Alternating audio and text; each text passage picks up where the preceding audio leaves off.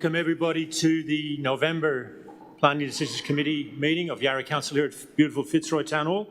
Yarra Council acknowledges the Wurundjeri Woi-wurrung people as the traditional owners and true sovereigns of the land now known as Yarra.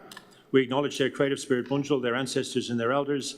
We acknowledge the strength and resilience of the Wurundjeri Woi-wurrung who have never ceded sovereignty and retain their strong connections to family, clan and country despite the impacts of European invasion. We also acknowledge the significant contributions made by other Aboriginal and Torres Strait Islander people to life in Yarra. We pay our respects to elders from all nations here today and to their elders past, present and future. We've got all the councillors in attendance with the exception of apologies from Councillor Eva Aston. All do not have a conflict of interest. I do. Councillor Crossland? I do. Councillor Davies? I do. Councillor Gomez? I do. Councillor Harrison? I do. Councillor Ho? I do. Councillor Wade? I do. And I do. Minutes of the last meeting, the October meeting. Can I get a mover of those minutes, please? Councillor Gomez, second to Councillor Ho. Anyone opposed to that? All those in favour, please raise your hand. They are passed unanimously. We've got 3 business items on tonight, starting with Gore Street, and then we're moving on to Swan Street, then on to Ray Street. We've got an unprecedented. Normally, what happens with these things, which are basically controversial planning matters that come to, where the councillors decide on them because there's over a certain number of objections. Objectors have usually 3 or 4 people speaking because that's the best number of people to speak to get your point across. This one is unparalleled in all my time on council. We've got so many speakers tonight that if we just listen to them all with the time that they're allotted, we'll be here for over 3.5 hours, not including listening to the officers and their contributions, not including any auxiliary stuff that we have to do, and most importantly, not including the councillors. And my God, do they talk a lot, especially me. So you add all that together, we're here till midnight tonight. If you all do what I'm really going to ask you not to do, is just use your 5 minutes, repeat what the previous person have said. In particular, the 3 agenda items have all got 1 person, maximum of 2 talking from the applicant, but there's heaps of people for item 1 and 3 as objectors. If you just get up here and repeat yourself, you're actually going to really probably it's actually not going to be in your favour. So I'm really going to ask you to discipline yourselves if you can. I can't stop you because you do have the right to use your full 5 minutes, but I'm telling you right now, as somebody who's been very experienced in this, it's counterproductive. For all of you just to come up here and rabbit on the same point, it's not going to work. So the first agenda item is 268-270 George Street, Fitzroy. Before we go any further, I've been told by the officers that there's one slight correction to the officer report. So Ms. Connell, I'll ask you to please explain that if you can. Is it you? Yep, thank you. Thank you, Mayor. The condition 22 needs to be corrected to read, delivery and collection of goods to and from the land may only occur between 9 a.m. and 8 p.m. 7 days a week. Thank you. Thank you. Is that understood, officers? Councillors, you get that change? Councillor Gomez, you wanted to say something? Through you, Mayor, just wanted to raise a procedural motion. Given the number of submitters we have tonight, could we bring agenda item 3, I can't remember the number, to number 2? Okay, just for the councillors so you know, we've got 22 speakers on agenda item 1. We've got 2 speakers for agenda item 2, that's Swan Street, and we've got 17 speakers, silver medal position, for Ray Street, Fitzroy North. Councillor Gomez is asking the silver medal go into second spot and Swan Street go last. You're moving that way? I am. Is there a seconder? If not, it will lapse. There's no seconder. Oh, sorry, Councillor Ho, did you want? It's a procedural, so we don't really debate it. We'll just vote on it. All those in favour, please raise your hand. Yeah, Councillor Wade, go ahead. If we've got 2 speakers for Swan Street, it'll take a lot less time than the 30 people for these other items. And if they get shoved to the end of the night, it's pretty harsh that they have to watch everything else, even though their item is quick. Thank you.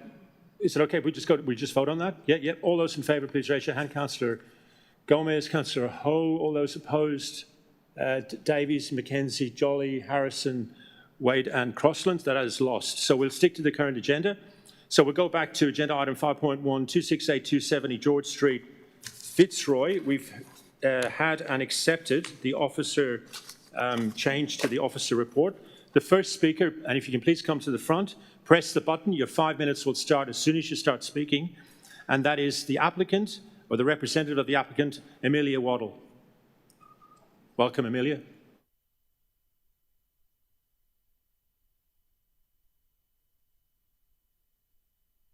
Mel, to your left will do that for you. Yeah, thank you.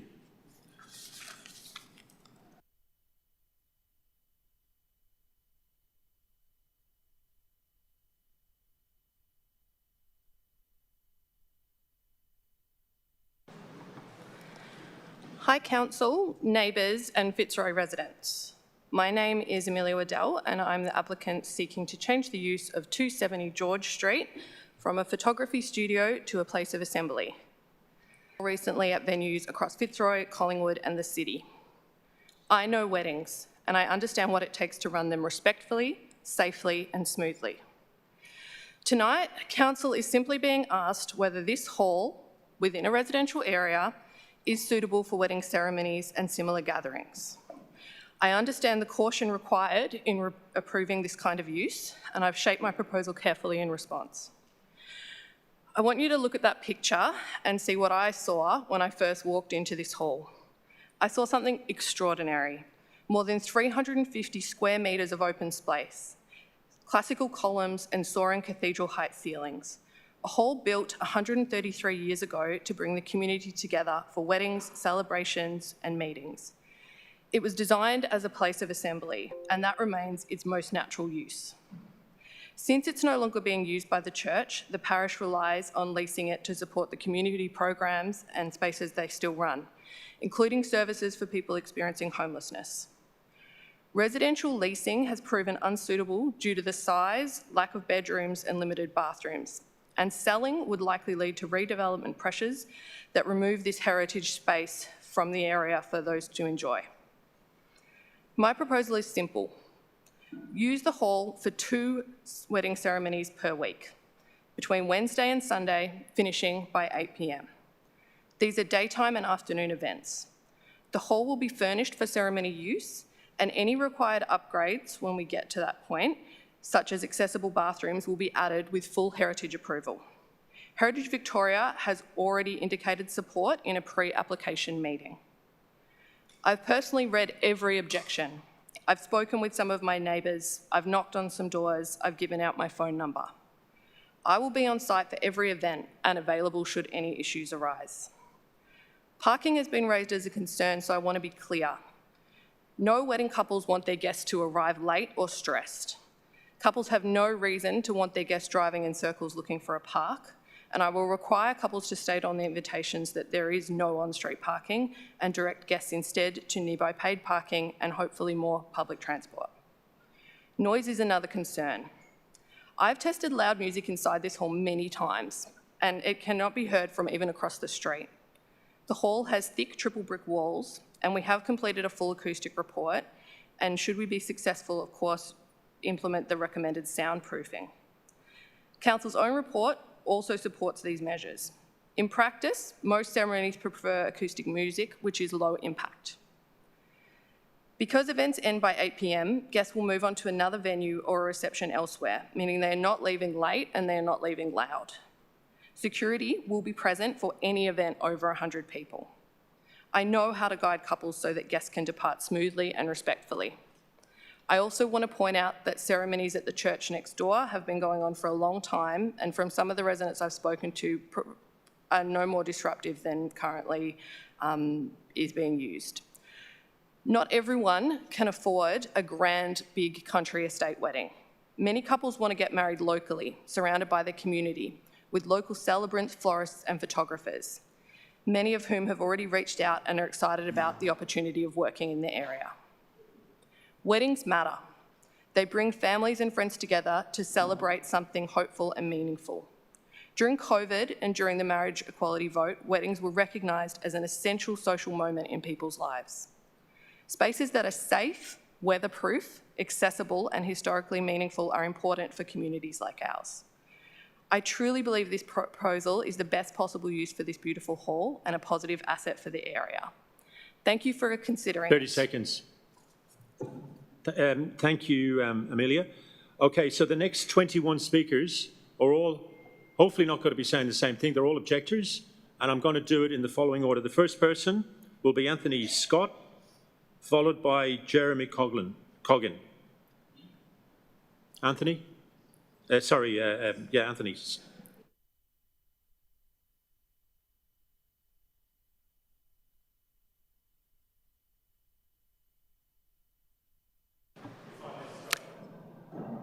Good evening, Mr Mayor and councillors. You have before you an application for a change of use to a 150 patron commercial function venue and for dispensation from normal car parking requirements. In my respectful submission, you should refuse the application. The proposed use lacks strategic support and is inconsistent with council's planning objectives. The site is appropriate on disamenity and other grounds. The particular reasons why will be addressed by a number of objectors and an experienced town planner. It's very important that the distinction between zones in the planning scheme is not blurred. That's required to run a coherent planning policy. The relevant proximity of a site in a residential zone to a commercial or mixed-use zone cannot be a reason to relax the protection of amenity in the residential zone. It is in fact a reason to protect it. Otherwise, the critical distinction between the zones will be made redundant. Scale and intensity of use is important. What is proposed here involves a dramatic increase in the scale and intensity of commercial activity at the site. It is notable that the rationale for the approval of the currently permitted use of the site as a 14-patron photo studio is that it was stated to be low scale and low intensity. There was only one objection to that use. There are over 70 objections to the use now proposed. Further, the proposed use should serve an identified local community need. How this is the case is not satisfactorily explained. What is abundantly clear is that there is a high level of local community opposition to the proposal. Objections are made by a diverse group of local residents, young and old, tenants and owner-occupiers, single people, parents of young children, cyclists and car owners. There is some support in the planning scheme for the adaptive reuse of historic buildings, but the new use must be appropriate and the building must be suited to the proposed new use. Neither of these criteria is satisfied. The building is unsuitable for a 150 patron commercial function centre. There are inadequate toilet facilities. There is no proper disabled access. There will be noise leakage through the uninsulated metal roof and the large untreated rear window. The location of the building is also unsuitable. It is surrounded by older residential dwellings which are vulnerable to noise impacts. There is insufficient on-street parking. There are insufficient loading facilities. There are no safe drop-off zones for Ubers and taxis. The traffic issue is not just about car parking. It is also apparent that other lower intensity adaptive uses of the building would be possible. Reference is made to the historic use of the building as a parish hall, but that use was interrupted long ago by other uses. Further, any historic use of the parish hall was a community use in different circumstances, not a commercial use. Finally, council policy is directed to clustering activities such as the one proposed here in designated activity centres. Such centres are obviously better suited to uses such as the one proposed. To approve a competing out-of-centre commercial events venue in a residential zone would undermine the council's current initiatives to support the viability of activity centres. I therefore submit that you would refuse the application. May I just say one thing as a matter of housekeeping? There are two objectors, Jenny Robbins and Hayden Carmichael, who have registered to speak, but to save your time, they're willing to cede their places. They do ask me to say they maintain their objections and they urge you to refuse the applications. Thank you for your time. Sir, can I just ask, was that second name Hayden Carmichael? Yes, it was. Thank you, sir. Thank you very The next much. person is Jeremy Coggin, followed by Olivia Zinovich. And after that will be Shane Delphine. So, Mr Chair, before you start the clock, I'm not Jeremy Coggin. He's interstate at the moment, so he's engaged me. I'm Peter Barber. I'm a town planner from Urban Edge. Urban Edge, yep. No. Well, thank you. Your 5 minutes start now. This gentleman is from Urban Edge Consulting. Jeremy can't make it tonight. He's speaking on behalf of Jeremy from the same company. He's a consultant working with the objectors. Sir, please start. Yeah, thank you. My name is Peter Barber of Urban Edge. I act on behalf of Goran Popovsky and Jeremy Coggin, who are the owners of 78 St David Street, which directly abuts to the rear or the eastern boundary of the subject site. Their private open space and the main floor living room with its terrace and the ground floor main bedroom windows directly face the building, as does their rear home office and work studio. Their rear garden also shares a common boundary with the rear of the site, with the hall directly on part of this boundary. Our clients are gravely concerned that officers are supportive of this proposal and are recommending that the committee resolve to issue a notice of decision with a long list of 23 conditions aimed at mitigating the impacts on the surrounds. In my opinion, this proposal is one that should not be supported in any form and should be refused. The conditions that are proposed aim to minimise the adverse impacts that will be imposed on local residents. The extent of conditions required and their questionable and immediate interface to several dwellings. Our clients have no objection to the repurposing of this former hall for a use that provides a net community benefit to Yarra and the local community, and makes sure that this vacant heritage building is maintained and does not fall into disrepair. Its use, however, for a 150-person function centre is most definitely not an appropriate use. The subject site is in the NRZ. It's in a hinterland location, it's on a local street, is not adjacent to or within an activity centre or a main road, where good planning decision-making would say that such a use should be located. While Smith Street Major Activity Centre is about 165 metres away, the subject site itself is clearly contextually remote from that robust environment. So if you're in Smith Street, you don't know that this is around the corner. It has no connection to it. The primary purpose of the NRZ is to allow and support residential use. While it does allow for limited non-res uses that serve the local community needs, the use of this hall at this location for a 150-person function centre is not a facility targeted to serve local community needs and is therefore not appropriate for the location. The strategic framework plan, is outlined in the officer report, locates this site in the core of a low-rise residential precinct. Residents in such precincts should have an expectation that their amenity will be protected and not diminished, compared to residential use in a mixed-use or commercial precinct. There is significant concern that the raft of band-aids being included as conditions to try and manage the operations will not significantly manage the off-site impacts of noise, air emissions, car parking pressures, loading and unloading, waste management, and the adverse impacts to the heritage fabric by the proposed changes to the window and the door openings, which basically have to be covered up with 9mm cement sheet to the external faces. The internal layout of what is proposed is also not conducive to holding 150 patrons with only the 2 toilets. I've heard comments from the applicant tonight. It would have been good to see planning permit application showing documentation of what works would be proposed internally, particularly to a heritage building if that's going to change. The applicant has tried to address concerns by limiting the use to a maximum of 2 functions per week and limiting the operating hours to not extend to the late evening. However, it's considered that this does not address the fundamental flaw, which is that the proposal at such an intensive use of the hall for 150 people as a function centre is inappropriate. There's also concern that the raft of conditions will require ongoing scrutiny from council to ensure that the premises does not breach the array of permit requirements. And there's also concern that the applicant will ultimately seek to intensify the use once approval is granted, i.e. seeking an extension of hours, seeking additional days and the like. Approval should not be granted for a function centre of this magnitude as a matter of good planning decision-making, given the site's location in the NRZ and the impacts it will cause to the amenity of the adjacent and the nearby residents.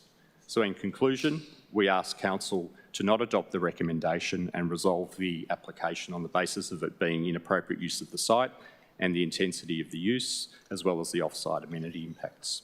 Thank you. Thank you. Olivia, so you're next, followed by Shane Delphin. Thank you, sir. Thank you.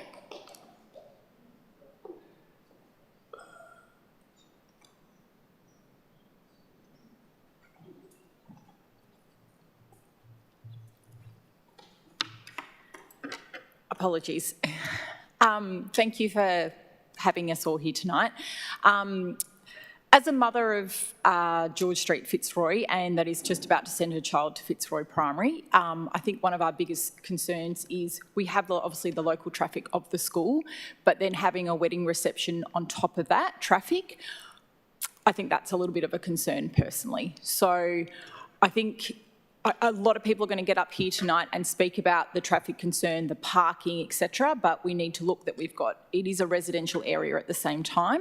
We have Smith Street, who I do have a business on Smith Street as well, and Brunswick Street that do have these type of businesses. So I think we need to look at, do we need a wedding reception in a residential area where there is a school, where we've got children, we've got people walking all the time, and I understand that, sorry, that doesn't really make sense. It's not an appropriate position. We should be looking at Brunswick. Much for having us tonight. Thanks, Olivia. Shane Delphine, followed by Julia Alina Laskowski. And apologies if I've butchered that surname. Shane, welcome. Thank you. So I'm going to drill down really on noise and traffic and parking. Both of these issues speak to the unsuitability of the proposed use and why the application should be rejected. Turning first to noise, clearly the imposition of 150-person events and wedding venue will have obvious noise impacts on this currently quiet residential character of George Street. Turning first to music noise. Look, throughout the report, the officer seeks to rely on the applicant's acoustic reports. However, these reports are fundamentally flawed. For example, they fail to incorporate key aspects of the building. They don't model the affected buildings properly. So the reliance that the officer seeks to place on these unsound acoustic reports is very questionable. The next point is that a key music attenuation measure set out by the officer is that all doors and windows must be closed at all times during functions, obviously, except to allow the ingress and egress of guests. As it is reasonable to expect guests to be entering and exiting the venue to smoke and to socialise continuously during these events, this key measure can be expected to be completely ineffectual. As a consequence, the amenity of residents in the vicinity of the front door will be significantly disrupted by music being played inside the venue. A final issue in relation to music noise. The officer accepts the applicant's assertion that all recommended noise attenuation measures will be able to be carried out without any external building work. However, the applicant has provided no evidence whatsoever that this will be possible. Any external works will trigger heritage issues, and in fact, any external works may be totally precluded by heritage considerations. So with respect, the officer should have required a builder's report from the applicant before this moves forward. Turning next to external patron noise. As the building is essentially a single room without any breakout areas, it's natural to expect that guests will congregate in front of the venue and possibly in surrounding streets to smoke and to socialise. This has the potential to create detrimental noise impacts throughout the neighbourhood, and especially for residents in front of the venue. The officer requires the applicant to update her patron and venue management plan to explain how these noise impacts will be measured and managed. However, it is impossible to imagine how such impacts can be adequately managed. The site is simply not suited to this type of use today. Finally, turning to mechanical noise. 4 air conditioning units have been installed on the south side of this building, by the way, with no referral to Heritage Victoria. The officer is required to assess mechanical noise under the Yarra planning scheme. However, because the applicant has not advised of the existence of these units, there is no such reference in this report from the officer. Turning now to traffic and quickly to traffic and parking. So residents don't accept that guests will not drive to the site and will take other modes of transport. Common sense suggests that most guests will not be specifically aware of the challenging parking conditions in the vicinity of the site, and dressed up for a wedding or other event will seek to drive to the site. This will exacerbate an already difficult parking situation for residents. Alternatively, if guests choose to commute by Uber or taxi, there's no drop-down zones, and this will create traffic chaos and safety issues for guests and other road users. This will be exacerbated by the fact that arrivals and departures are likely to be concentrated in time. It seems strange, but the traffic engineering reports from neither the applicant nor the City of Yarra consider these obvious problems. Nor is there any analysis in the traffic engineering reports of the traffic implications of service deliveries, such as caterers, musicians and florists to the site, noting that the site has no loading zone and the parking in the vicinity of the site is already likely to be occupied. Thus, service deliveries are likely to give rise to the same traffic chaos and safety issues as taxi and Uber services. 30 seconds. The traffic issues just described clearly demand addressing by the applicant and with respect by the planning officer before the proposed use could possibly be authorised. However, residents assert that there is in fact no way that the parking and traffic issue for the proposed use. Thank you. We've got 15 more speakers on this agenda item, even before we get to the councillors debating and voting on the matter. So I'm really going to ask those 15 to have a think about what you're going to say. Do you really need to say it? Has it already been said?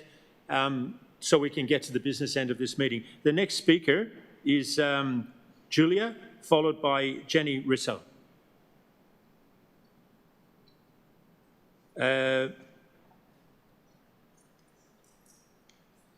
Okay, this is Michael for Julie. I'm guessing. I don't want to make any assumptions here. Yep. Thanks, Mayor, and I'll be quick. Julia did ask me to speak on her behalf, and she asked me to thank you all for hearing her concerns.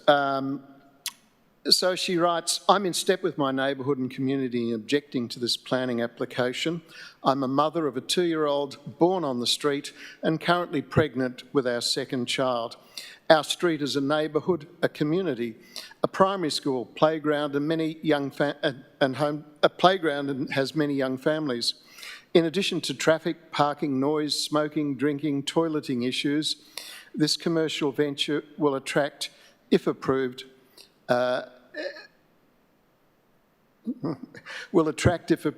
not only impact on us as a community now, but make it less safe environment for our children. A commercial approval like this in a residential area goes against zoning rules and sets a dangerous precedent. So that's Julia, the mother of 2, who lives opposite. I just add a couple of things that, and Jenny will speak on behalf of FRA, Mayor, but we think the idea of supporting business is okay, but let's support the businesses that are already here that need support. There are a lot of venues in Fitzroy and Yarra that need support. This is the equivalent of a catering fly-in, fly-out operation.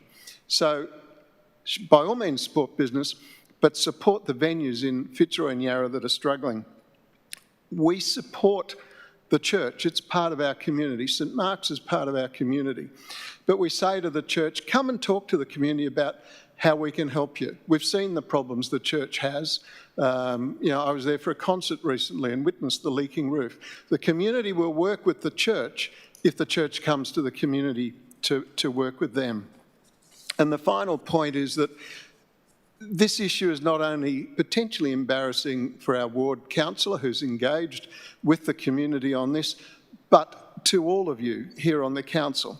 You'll recall the council knocked back a 17-bed rooming house on one of the busiest corners in Melbourne, Hoddle and Victoria Streets, because it would have, quote, adverse effects on the amenity of the local area. This is not a commercial building on a busy intersection that we're considering tonight. It's a quiet residential street. The proposal is not a place of assembly as described, it's an entertainment venue. Let's be clear about that. Clearly the planning officer goes to a different sort of wedding reception to the rest of the world. Just please don't make comments like that. One last sentence. You know that setting conditions around hours of the day and days of operation will be turned back over time. That's the way these things work. But Councillor, I just make this point, last point. You can't have one rule about incompatible use in one part of Yarra and a different rule in other parts of Yarra. So be consistent. Thank you, Michael. The next person is Jenny Risso, followed by Robin Osborne, who'll be speaking on behalf of Helen Cameron. When I call your name, because just to speed this along, if you're like the second person, you're going to just come sit in the front so you don't have to walk up like Jenny had to do. Just come, move straight up. So the next person after Jenny will be Robin, then it will be Jamie Soklev, then Satiria Androkinitis. If you can all move to the front so you can whack up here quickly. Jenny, far away. I'm Jenny Rizzo. I'm Deputy Chair of the Fitzroy Residents Association. Can you talk a bit louder, Jenny, please? Yep. Right into the microphone. It's very bad acoustics here. Yeah. The FRA submitted an objection to both the original and subsequent amended applications on the basis that a wedding venue is a commercial activity which should be located in an activity centre. Fitzroy is a small suburb, the smallest in Melbourne, as we know, with small residential neighbourhoods. On the other hand, we have proportionally a considerable expanse of activity are squeezed in between these relatively expansive activity centres, with no household being far from an activity, only a street or two, which makes for a great lifestyle. But what we don't need is for commercial activity to creep into these residential areas. They need to be retained as relatively peaceful retreats for the residents. Otherwise, they are not residential areas.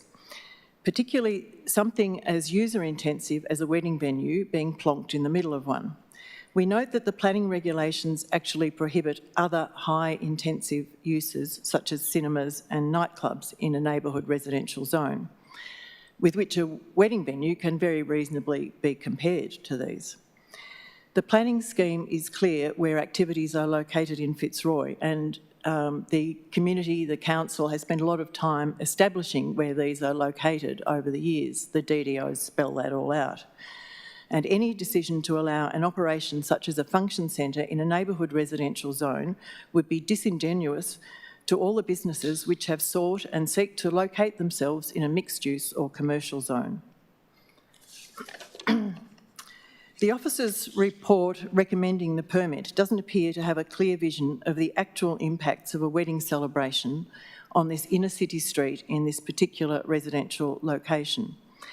To condition so many aspects of the use of the parish hall as a wedding venue so that every wedding function run there would require much heavy-handed management of the patrons who are there just to have fun, after all, is an acknowledgement in a way that the proposal is a very poor outcome for this location.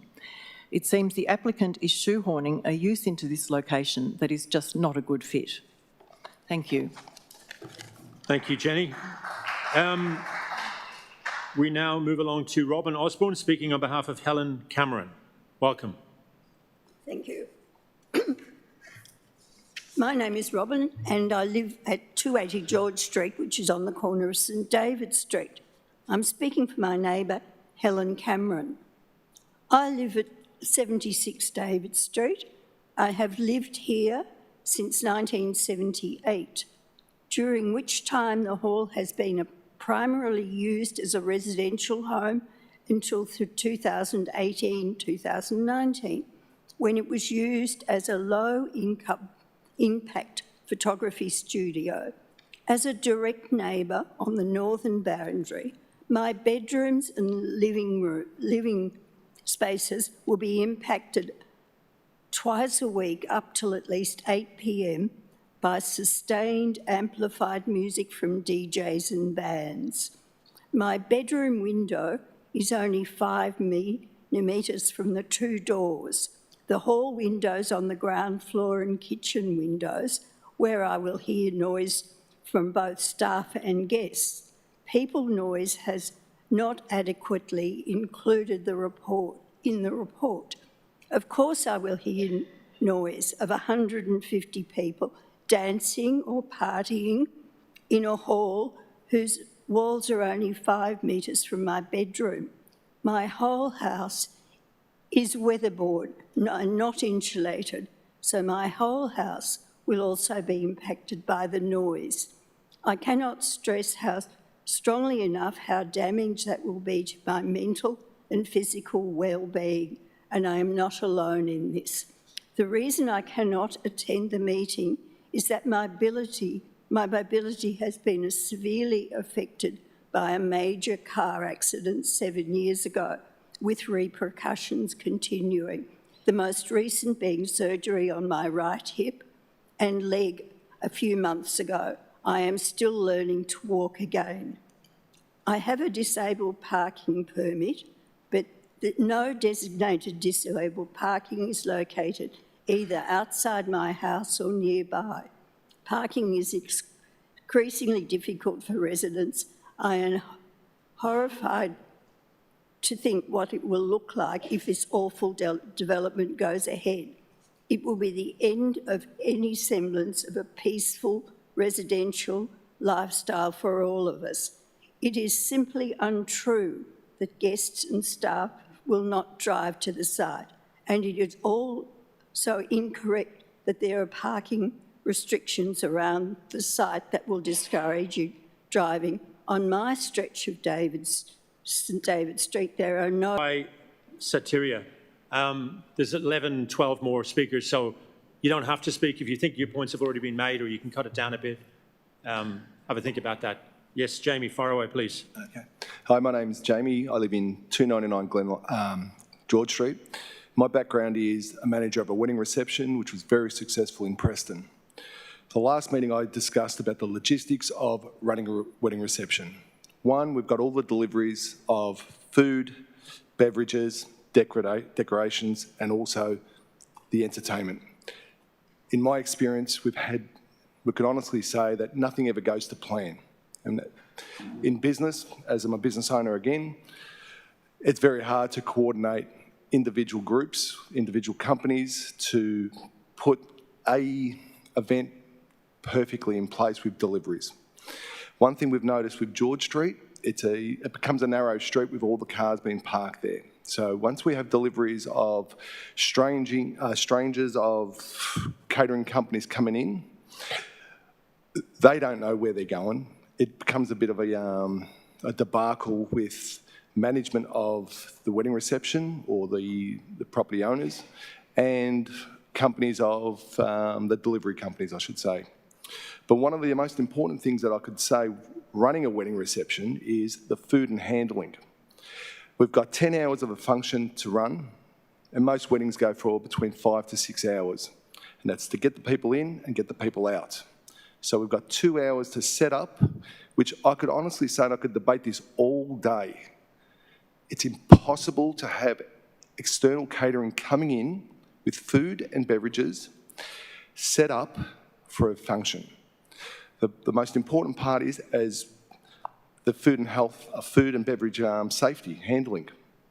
We need to have all areas of the property clean, hygienically clean, and then once the function's finished, we need to clean down. And we can't have any food or any beverages sitting on a table growing bacterias, and any extended food, where do we leave it?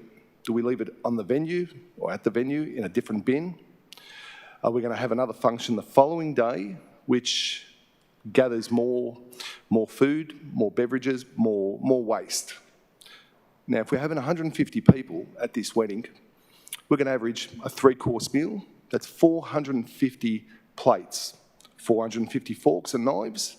And in my experience with beverages, we'll say beer, we're averaging 4 to 5 beers per person. That's going to work out to be about 750 bottles. Where are we going to leave these bottles?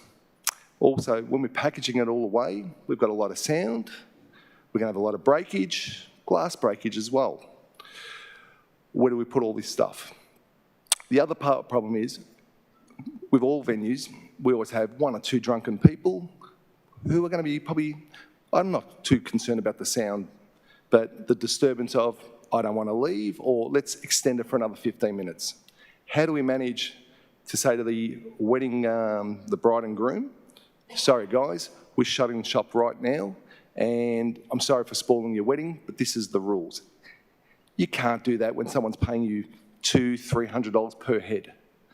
You're going to extend it a little bit more and extend a little bit more. We can't police it. The neighbours and I can't police every single function, the sound. We can't police anything apart from complaining to the council saying we've had another disturbance. Now, do we have the health department coming in every function saying, well, what's that food doing there? What's that mess there for? And then we all have the garbage cleaners. Who's taking the garbage away? At what time? Is it going to be in the evening, before the function times are finished up, or is it first thing in the morning? So it's 9 o'clock. At 9 o'clock, you're going to have the garbage removalist, plus the external catering coming in, plus the beverages coming in, plus staff coming in. It doesn't work. It'll just be one disaster off another. It'll be one complaint after another, and also it's just going to not 30 seconds. flow. So the way I look at it, in my experience, whoever's putting this proposal in, it will never run, and we all know that.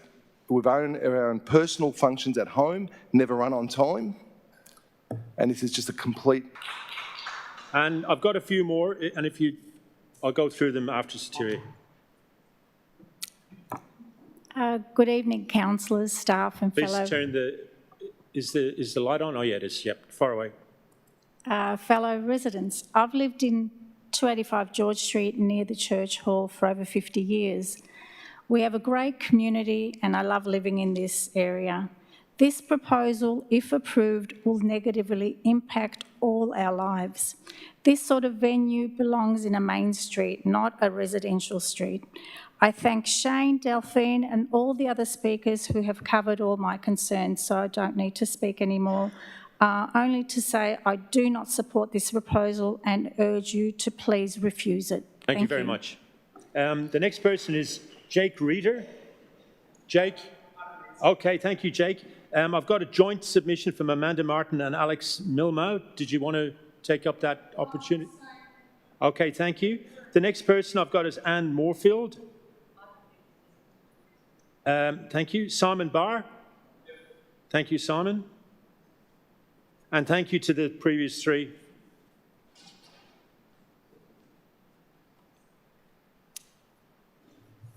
Your 5 minutes starts now. Okay. Right, so I live on St David Street, directly behind the hall on George Street that's proposed to become the 150-person band room. And I want to explain the real impact that this will have on our home and why the application as it stands isn't reasonable for a residential interface like that.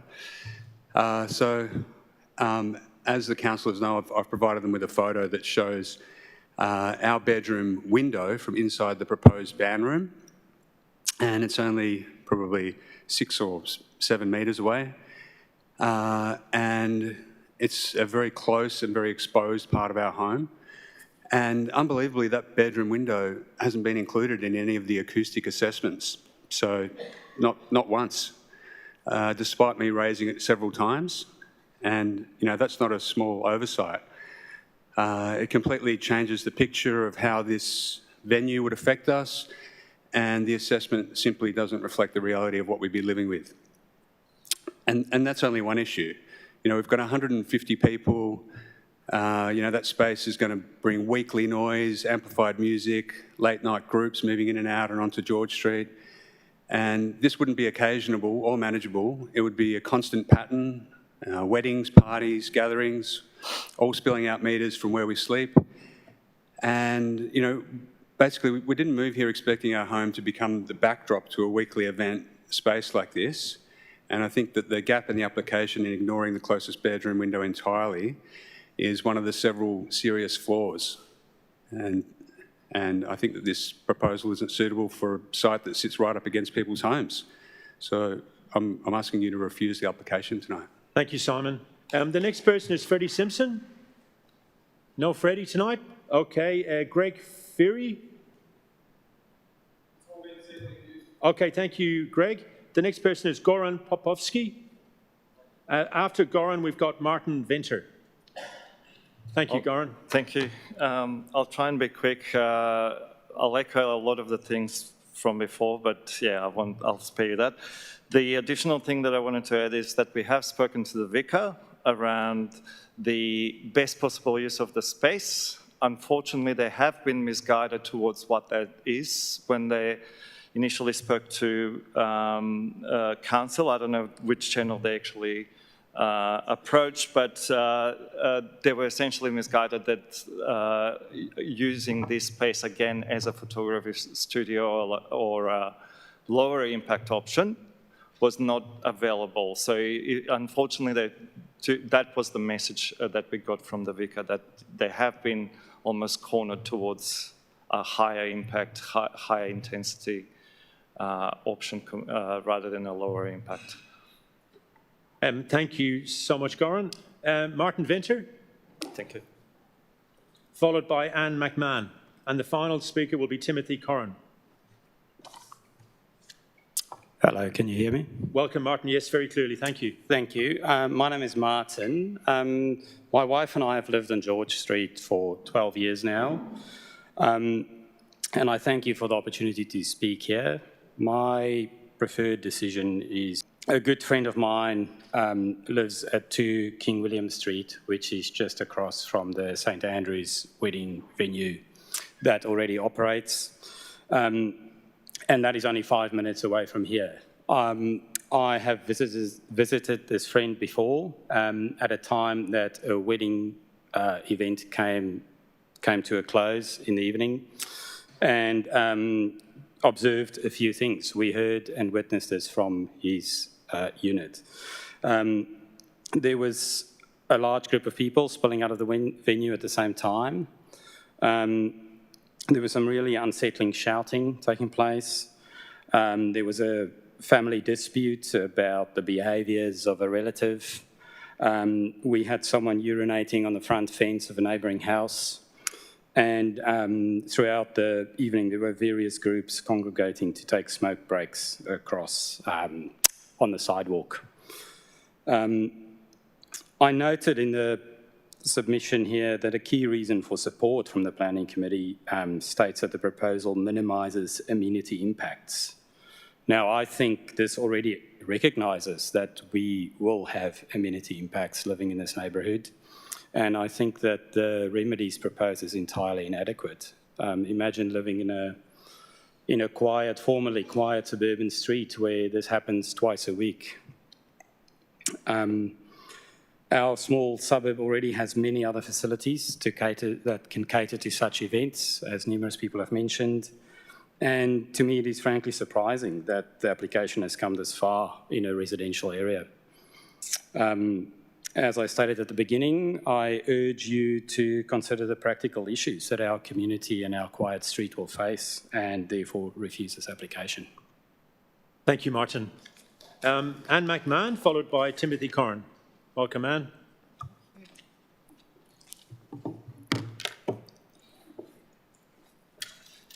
I'm the owner of 145 George Street, Fitzroy, and have been since 1989. I initially supported the application as it enables the original use of a near-derelict heritage building built in 1891 to be restored and to be used as a place of gathering and celebration. Currently, the use of it by the owners, the church, is minimal, and no other active proposal for its use in the future is even suggested. The use will result in income for the church, some repairs and restorations, so as to prevent further deterioration of a community asset.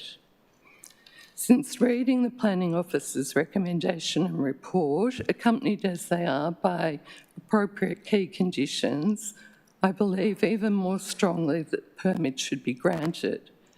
It would put some life back into this fine old building in a way that, with the conditions and at a maximum of 2 daytime functions a week, will scarcely inconvenience nearby residents. I'm interested that many people have spoken, said they'll be asleep at 7:30 p.m, which is the time when functions are required to finish. The other matter that I'm concerned about is that there are many other uses in George Street at present.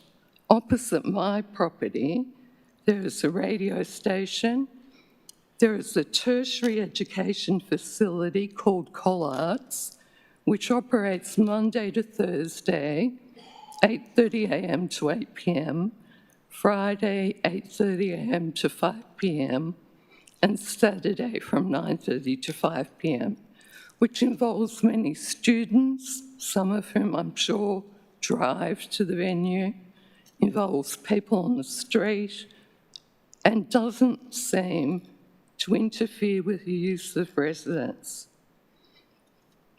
There's also a creche, a school, and a church. It is not just residential. And the hours of those facilities are longer than what is proposed in this case. Noise concerns have been raised and have been comprehensively dealt with by the noise attenuation measures specified in the report of Willow Acoustics, which with the Council's consultants, SLR, agreed and in any event is subject to further control under the EPA regulation. There are no external speakers, noise is limited, doors are shut. The hours are modest and reasonable. The parking concerns, I think, have been dealt with by the applicant intending to discourage private car use, and paragraph 44 of the report deals with this. This is practically reinforced by the fact that there is next to no parking of sufficient duration on the surrounding streets to attend a wedding length function. There is nearby public transport in Smith, Gertrude, Brunswick Street by way of trams, Johnson Street buses, Ubers and taxis. There are public car parks nearby under Aldi and in Coles in Smith Street, all within easy walking distance. This is in keeping with the Council's transport strategy, encouraging pedestrians and cycle as a means of transport.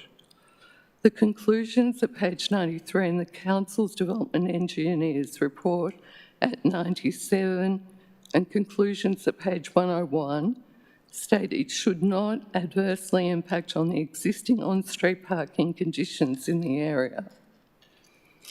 As for the traffic, this would likely be 30 limited seconds. to pick up and drop off.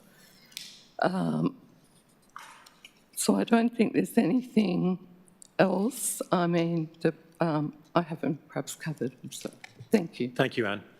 The last speaker is Timothy Corrin.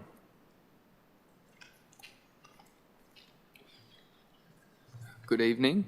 My name is Timothy Corrin. I am a resident of George Street, and I am also in favour of this application being granted.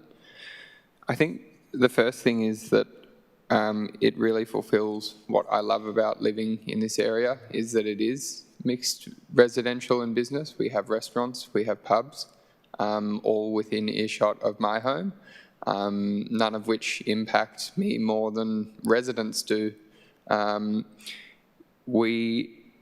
This suburb is known for its warmth, its vibrancy, celebrating love, like a key pillar of the community.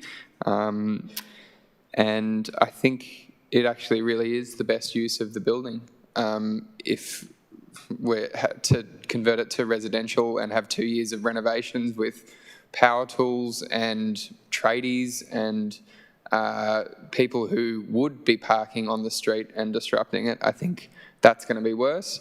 If it was a furniture showroom, you've got trucks. Like, I think this is a fantastic use.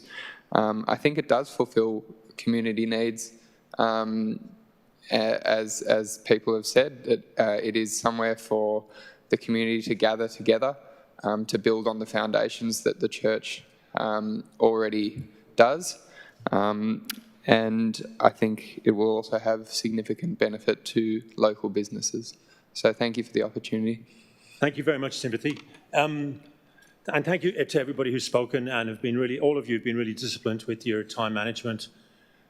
So, councillors, we've got 2 motions from councillors on the table, but before we get to them, are there any crucial questions to officers or to anyone indeed from councillors? Councillor Wade?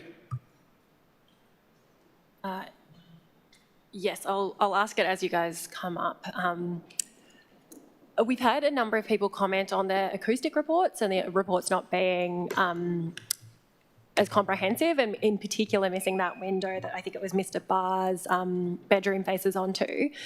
Could you please speak to that, because it does seem like an oversight? Through you, Mayor. So the acoustic report has been reviewed by Council's acoustic consultant, and they've advised that they're satisfied with the findings of that report.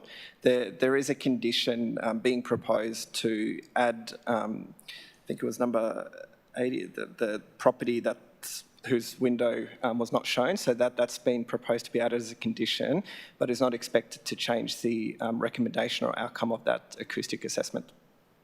Councillor Wade. So can I just understand, any acoustic treatment would include that window? So the acoustic report's to be updated to include that, and if additional acoustic measures would be required, it would be reflected. Officers, I just wanted to ask if you could please confirm the hours of operation sought by the applicant and what is actually proposed as part of the conditions. Through your chair. The applicant has sought to operate Wednesday to Sunday 9 a.m. to 8 p.m, but a condition on the permit would be limiting that Wednesday to Sunday 9:30 a.m. to 7:30 p.m. for the use, so that's the weddings and the functions. But catering, cleaning and the like can commence 30 minutes earlier at 9 a.m. and conclude by 8 p.m. Thank you. Yeah, well, officer, can you just speak a bit louder next time? Next question, please. Thank you. So just following up, and to be super clear, the venue won't be used past 7:30 p.m. and there won't be late night events occurring. Through your chair. So that's correct. The weddings and functions must cease by 7:30 p.m. Except for caterers and cleaners and the like, which must cease by 8 p.m. I've also noted, as we've heard tonight and through submissions received via email, that many submitters are concerned that there'd be a high frequency of events. Can you please just confirm that it's proposed as part of the conditions that it would be limited to only 2 events per week, which, based on the hours of operation, as just discussed, would effectively be daytime events, correct? Through your chair. That's correct. There's a condition limiting events to 2 times a week, twice a week. Go ahead.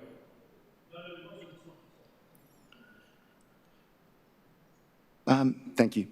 And the other thing I wanted to just query was we've had a number of submissions drawing attention to the fact that there's only 1 toilet.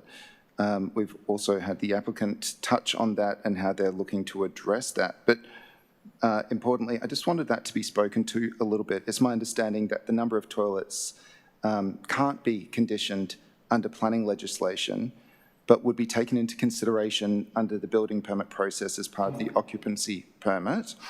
Could you please explain this a little bit and the requirements for toilet provision and how this would inform patron capacity? Through your chair.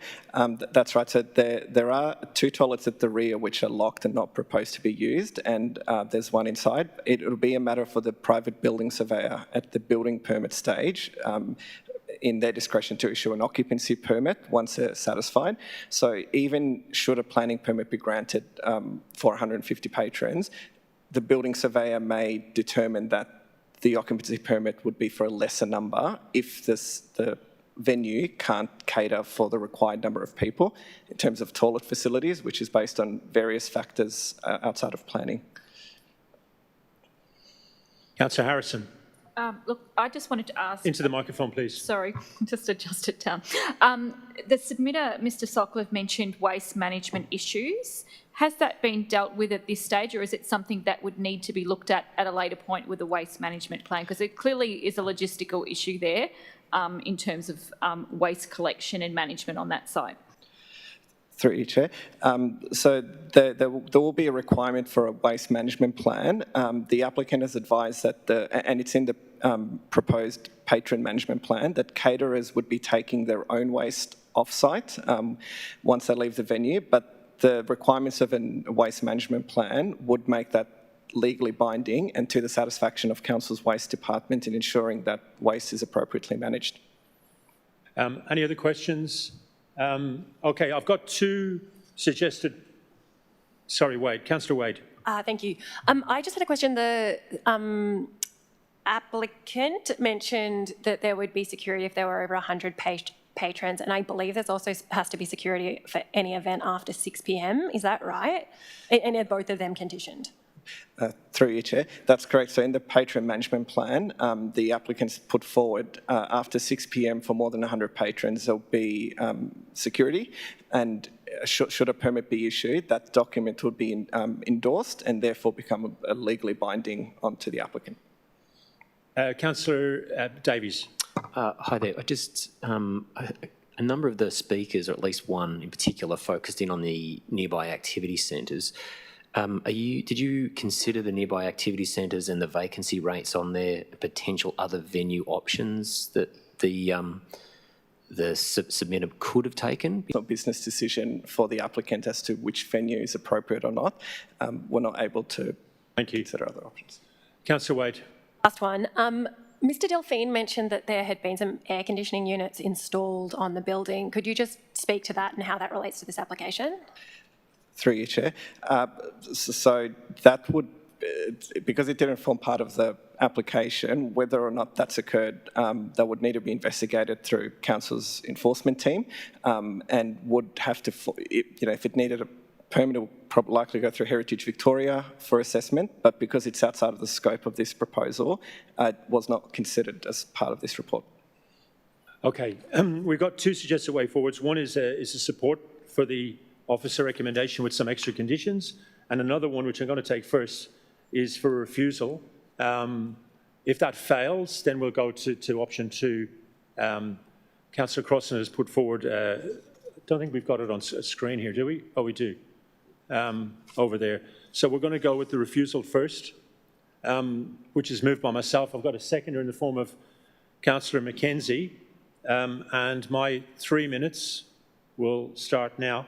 And we all love weddings. My daughter got married 3 weeks ago. As Mr. Goran, what was his name? Mr. Pavlovsky explained to us, weddings are chaotic. Weddings, people do things at weddings that they don't do anywhere else, or do very rarely at other times in their life. I'm not going to go into any greater detail than that. And we love them. But we have to have them in the right spot, same as nightclubs, same as nuclear power dumps. We are in a population, in a municipality that's going to increase, probably double its population, 44 extra thousand new homes. So we've got to ensure that businesses, nightclubs, wedding function centres are in the right place. Smith Street, Gertrude Street, Nicholson Street, Brunswick Street, Swan, Victoria, Bridge, absolutely fine. But the interface between activity centres and residential zones has to be protected. This isn't even an interface. This is a neighbourhood residential zone with heritage overlay. And somebody came up and said, oh yeah, but you've got a school there, you've got a radio station, you've got an educational institution. You cannot compare those uses to this use, and I'll explain why in a second. It's totally different. What's on the agenda here today is twice a week, so 104 times a year, up to 150 people having a wedding in the middle of George Street. 85 decibel level. That's the same as Circuit nightclub. That's the same as the Peel nightclub. And yes, it might be daytime, but when you're at a wedding, night or day, they will go to that full thing. And they go, well, the doors will be shut, except when people are going in and out. Well, they're going to be going in and out all day if there's 150 people. When they say it's a smoke-free function, that's code for people will smoke on George Street. Because people, like it or not, will smoke and will vape. And if they can't smoke on site, and I've got no doubt that that will be policed properly if this is approved, they'll have to go to George Street. It's as simple as that. We've got no disabled access. We've got no clarity on toilets. And if we say that an activity of this character is okay to put in a residential zone, in a neighbourhood residential zone with heritage overlay, what is the point of zoning? Why don't we just give the zones away and just say open slather? We're going full Donald Trump here. You can do anything you want, anywhere you want in the city of Yarra. Like, if we've got zones, we have to protect them. Because if we don't, we're going to have what I call leakage, where we're going to have people saying, I want to set up a nightclub. Normally I would put it on Smith Street, but I want to go a little bit down St. David Street. I want to go a little bit down Moore Street, and they'll go down and down and down. We have to be quite disciplined about that. And that's why I think we've got no option but to say yes to a wedding function, but not on George Street. And I really, really hope this gets up tonight, this refusal. Councillor Mackenzie in seconding. Thank you, Mayor.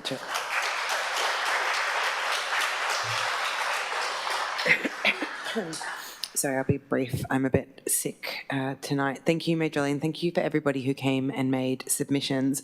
I think the important point and why will be supporting this refusal in this area is because of where it is. We are about to ask a lot of people in the city of Yarra, and we're going to need you to work with council, with other levels of government as we grow. That is why our zones are even more important than they've ever been before, that we are growing on Smith Street, in our commercial areas, in Brunswick Street, on Johnson Street, on Gertrude Street. But these pockets, preserving those as they are, I think in the city of Yarra, they can get married right here. In the city of Yarra, as I've been to a number of weddings in this beautiful hall. Look, I appreciate that it's only 2 times a week. I know that I'm not entirely convinced that this will not lead to extensions of these permits. I don't see how the works that would need to be done to make this an accessible venue could be done at a business running just 2 weddings a week. But the key reason why I'm supporting this refusal is keeping where we can and where council can, making sure that our residential zones stay residential zones and our commercial zones are places where, you know, we deal with what comes with growth is going to be really important if we're going to maintain the social licence for change that is coming to our city.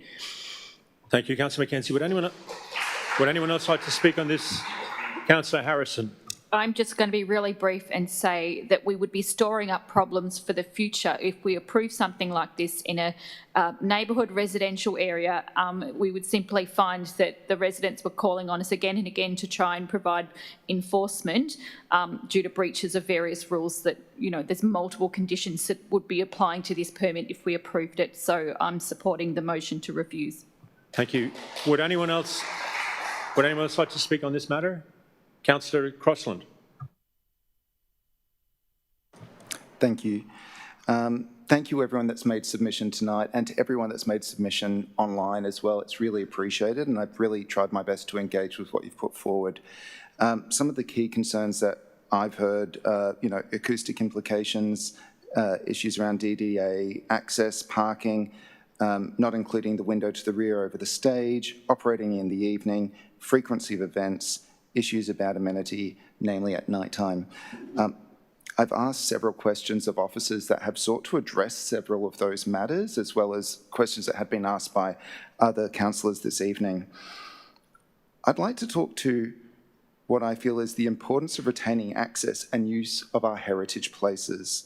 Council has a long-standing position of trying to retain important cultural places for their continued use. We've been actively seeking support from the state government for that. And this venue, I believe, is one of those very places that we would like to see continue to be accessible to the public. I believe the venue will appeal to locals. In fact, I've been to several weddings in the area, all of which were for locals, and that's the reason why they chose those venues, to be close to their community, the place that's special to them. I don't believe that this venue would appeal to those that want big, lavish weddings with fancy cars. That's simply not the vibe, and it's not who it's going to attract. Statements have been made that there isn't local need. I'm actually case in point of someone who would have loved to have looked at booking this venue for my own wedding. 2 years ago, nearly to the day, I had my wedding in this very room. We had approximately 120 guests. It was a beautiful occasion, but this room is far bigger than what we needed. We had a great time, but it was so much more than what we needed, and the venue that is proposed would have been, I think, much more suitable to our needs. I want to note that we made it incredibly just checking my time, incredibly clear to our guests around access and arrangements. As far as I'm aware, only one party drove to the wedding, and that was to accommodate my husband's 105-year-old grandmother who was from out of state. I think it's important that we find ways to continue the operation of venues such as this so they don't become lost to us and become private dwellings in future, which has happened to so many of our historical buildings. We need to have rhythm, we need to have life in our streets. That's what this area is known for. It's important that continues. The conditions proposed, I think, do that, along with the two conditions that I would propose to move if this fails, which are to include the eastern window in accordance with the acoustic report dated 22 August 2025, showing acoustic treatments, and detail of access in accordance with the Disability Discrimination Act 1992. Thank you very much. I'll let you go a bit longer because I forgot to do the 30 seconds, so I apologise for that, and you get a bonus when I forget. Anyone else want to? Councillor Gomez. Just very quickly to address Councillor Crosland's comments. I agree. I think we should be doing what we can to make sure our heritage buildings are in a building. I do agree with my fellow councillors who are moving to not accept the officer's recommendation. I think the purported use of this site is excessive for local amenity. I'm a local resident. I live in the inner city. I also understand the issues around a change of use to a venue impacting upon the amenity that people have lived with and understood for a long, long time. So I urge my fellow councillors to refuse the application. Thank you. Anyone else want to speak on this matter? Councillor Davies. I won't repeat what everybody else has said. However, I will just address to the business owner. I completely understand what you're trying to do. I do own a business. I have worked. My family's worked in retail. Oh, I just want to address the business owner or the submitter. I do understand what you're trying to achieve, and I think it's a great idea. I think it has a lot of merit. However, when I'm listening to the other speakers, the objectors, I think one of the key things that stands out is one of the ladies tonight who said that she was representing one of the neighbours who was 5 metres from the wall, and I think we can't ignore the direct impact to a person who's elderly and living in a weatherboard. And I think that's one key consideration I'll be taking on board in my decision. I think the other part is some people mentioned the commercial bump in and bump out realities of operating a business. It won't just finish necessarily cleanly on the time. I think the Mayor also mentioned how people will be spewing out the front. I think that also needs to be considered, particularly because of the scale of what you're suggesting. I realise that I did question the officers on the activity strips. That was really to highlight that we can't look at these from a planning point of view, but right now activity strips are facing vacancy issues. And when we're looking at need and we're looking at other venues like this around, we really need businesses like yours in our activity strips. Our activity strips need them to be brought back to life. And while I do understand that you might find this as a beautiful heritage building and all those I guess, elements fit the business model that you're talking about, we have needs elsewhere and not in a residential area. For continuity and consistency, only the last planning meeting, we had a similar kind of submission in a multi-use. It wasn't even a neighbourhood use area, and I rejected that, as I will also accept the rejection of this tonight on the same grounds, because it was embedded in a local residential area. It was roughly the same amount of people. It had the same issues with the acoustic reporting that we're experiencing today. And I would, as part of this, urge my fellow councillors for us to advocate for a stronger or better look at our acoustic reporting that serves residents. I think I'd just like to put that on the register, Phil, if that's okay.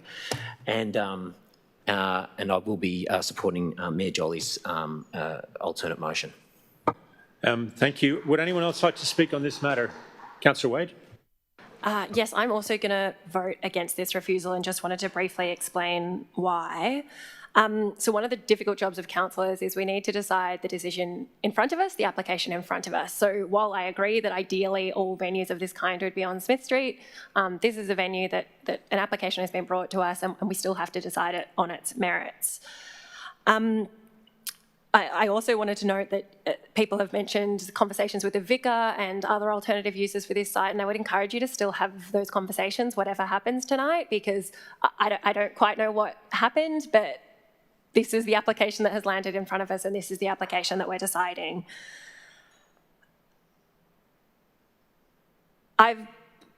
I've been particularly, I think, moved by the residents tonight who have those immediately facing windows onto the site, and I think that, to me, and with no disrespect to everybody else, is the absolutely most important factor, that those residents are looked after.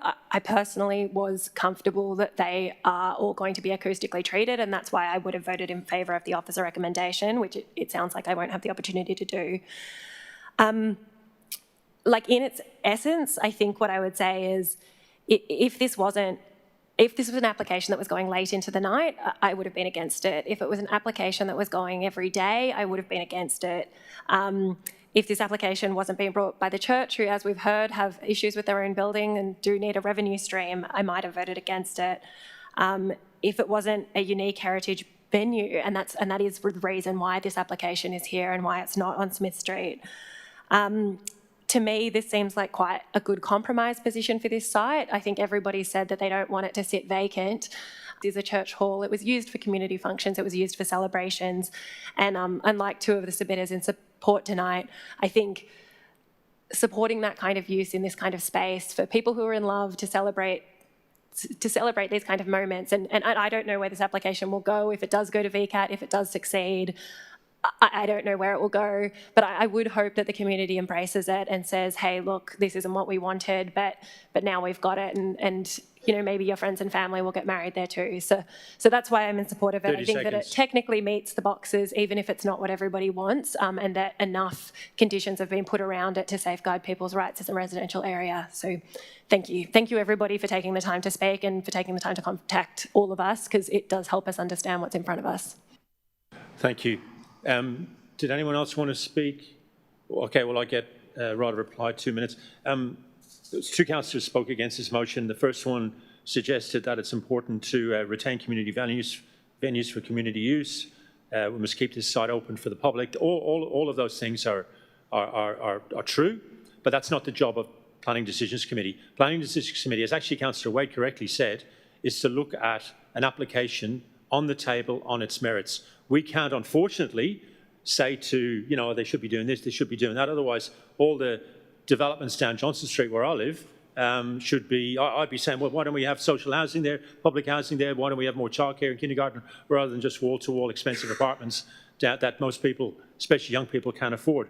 But in terms of on its merits, it's quite clear that this cannot be supported on its merits, because we're talking about a wedding function venue with nightclub level noise, 2 events a week, up to 150 people, with parking chaos, with smoking out on the street, which is totally different than the other non-residential uses in a residential zone. There are non-residential uses in residential zones, but they're compatible with residential use, for example, a school or a childcare centre. This is something totally different. So on its merits, it's fine, but it's in the wrong spot. And if we think that, then we have to reject it. Okay, that's it. So we're going to vote on the matter. So all of those in favour of the motion from myself and Councillor Mackenzie, please raise your hand. Councillor Davies, Gomez, Ho, Mackenzie, Jolly, Harris, and all those opposed. Councillor Crossan, Councillor Way, that is carried.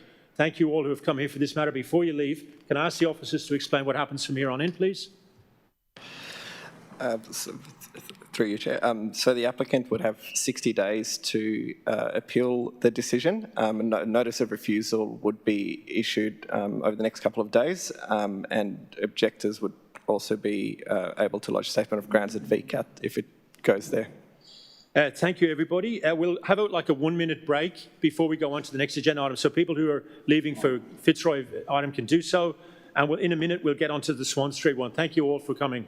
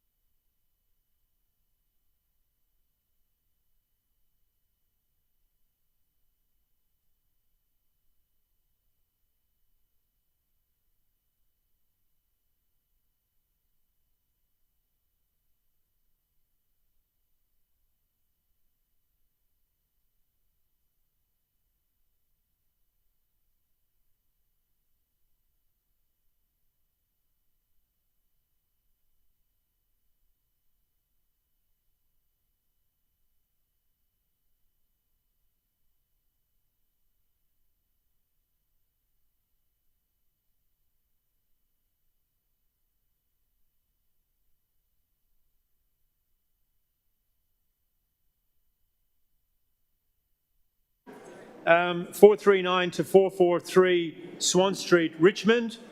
The first speaker, hello, can you at the back please leave the room immediately because you're stopping the next agenda item. They were very patient listening to your stuff.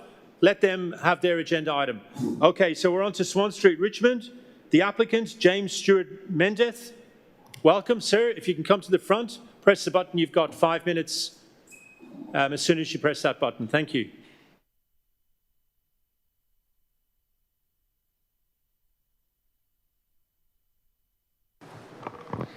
Thank you, Mayor and councillors, for the opportunity to address you tonight. I'm James Stewart Menteith. I'm here for the...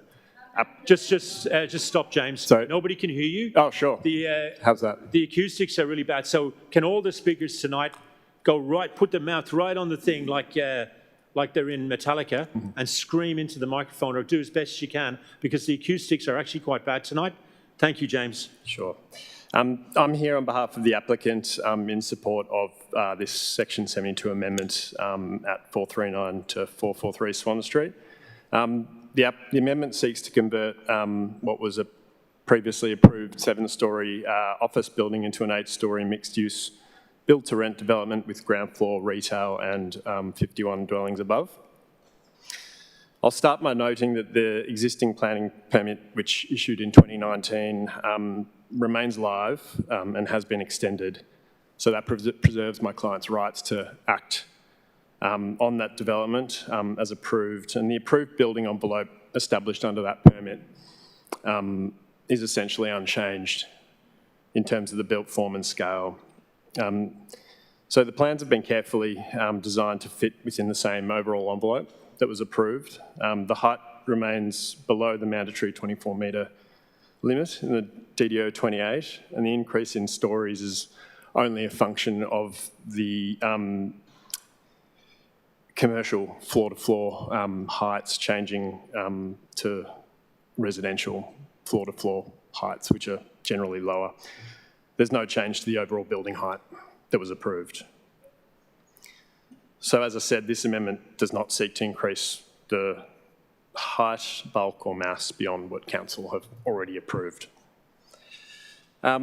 Briefly, why is the amendment being sought by my client? Well, our client's decision to convert what was offices into retail dwellings has been driven by market conditions, which fundamentally changed post-COVID with flexible working arrangements, making the office feasibility much less appealing. And at the same time, there is very strong support for additional and diverse housing within the major activities within the municipality. And so the proposal seeks to deliver an additional 51 new dwellings in what is intended to be a build-to-rent model, which will improve housing choice and affordability in the midst of the current housing crisis. In terms of a strategic policy, a strategic and policy context, the site sits within the Swan Street Major Activity Centre, which is a location earmarked for mid-rise growth. The proposal aligns with policy which seeks to direct housing to well-serviced activity centres while supporting diverse and affordable housing options. And the proposal has also had regard to policy which seeks to achieve high-quality built form and active ground-level interfaces, and that's evident through a very well-resolved design prepared by Bruce Henderson Architects. So the proposal retains a full active frontage to Swan Street, with residential access shifted to the side street, which is Cutter Street, and vehicle access is off the rear laneway, which is encouraged by the DDO 28. Just very briefly, on the built form and the DDO 28, as I mentioned, the maximum height remains under 24 metres, complying with the mandatory height control. And all rooftop structures sit within a 3.6 metre high envelope, which is an allowable encroachment under the DDO 28 design appearance. In terms of overshadowing requirements under the DDO 28, the development will not cast any shadow to the southern Swan Street footpath between 10 a.m. and 2 p.m, which is a requirement of the DDO 28. 30 seconds. Wind has been assessed by a wind consultant and been deemed acceptable. In terms of traffic access and parking, 40 car spaces are proposed compared with the 60 statutory requirement, but that's supported by the site's exceptional public transport access, high bicycle provision, much well in excess of the statutory requirement, and traffic data which has been submitted in the traffic report. Thank you, James. Your time has run out. Thank you, Councillors. The first speaker from the objectors will be, it's actually a joint one from Peter and Natalie Mullen. You've got 5 minutes as soon as you start talking. Thank you. And then the next speaker will be Amy Shepherd. Yeah, Amy's not here. Okay, so you're the one and only objector speaking. Welcome, Natalie. Just turn the microphone on, please. Okay, thanks. And can you talk really loud, because there's people here. So we reside at 84 Cutter Street, and we were aware of the commercial build during our time after we'd purchased. So the height element is probably not what I'm here to talk about. I have a written submission that I previously presented to council, so I won't bore you with the details, but I just wanted to highlight that we were sort of unclear with the diagrams around some of the heights and setbacks now that it's changed from a commercial property to residential, mixed residential retail.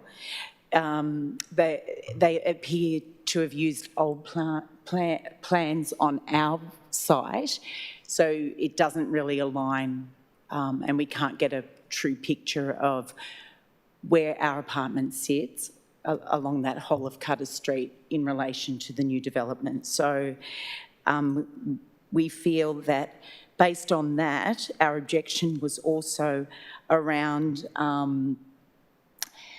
our particular level has a number of balconies on it, and we are concerned around being able to have 4 balconies, where prior to that it was a commercial property, so we weren't going to be contending with out-of-hours weekends with residents overlooking our current property. The second concern was the open roof and the privacy impacts that will have. There is no regulation stated around the hours that would possibly be open to residents. So that is a concern for us, having some restrictions placed on that moving forward. As I said, we feel that what was represented from our building is actually not truly represented the layout. So when they were doing their plan, we're not sure whether perhaps some of the apartments that overlook, which are now 4 balconies on our level, and up above, because we are on the top floor, leading up to that, there's another 6 balconies that will overlook our apartment. So we would like some more disclosure around the material, the setbacks, and what they plan to do in order to protect our privacy. The other issue that we brought up was the car parking. We also live in a 40 to 50 apartment complex, with some apartments having rejoined and are now single apartments. And we feel that parking really is an issue, and we draw your attention to the fact that the original application, when it was a commercial property, was 3 floors with no car ramps, just ramps but no car, what do you call those? Stackers? Stackers, yeah. So they're introducing those. And we know that we have a parking issue in our apartment complex, and we feel that's not an adequate amount. And we think, based upon the original plans, I think that had 3 levels, no car stackers, that I'm not sure whether this objection will achieve anything, but we'd like for that to be numbers that have been proposed as in opposition to providing the car spaces. And look, Swan Street is a great place, but there's actually not an allocated parking lane. And we're not sure if that's going to change, but I don't think that it really helps their application in reducing the car spaces and increasing bike. Because we have a bike room and there ain't too many bikes in that room at the moment. 30 seconds. And the last thing that I wanted to bring to the attention was we think that the developers may have misrepresented the build-to-rent model when we received the planning application, and I'm sure there are a number of people in the area perhaps may have looked at the planning permit a little bit closer if they'd been made aware that it was a build-to-rent. Thank you, Natalie. That was smack on 5 minutes. Okay, there's no more speakers. I've got two sets of amendments to the officer recommendation, and I believe from both, one from Councillor Crossland and one from Councillor Harrison, and they both have agreed to combine them, which makes it nice and smooth. So we'll take questions first up. Are there any Councillor Harrison? Just ask the question while they're walking up, please. Okay, this might even be a question for the applicant.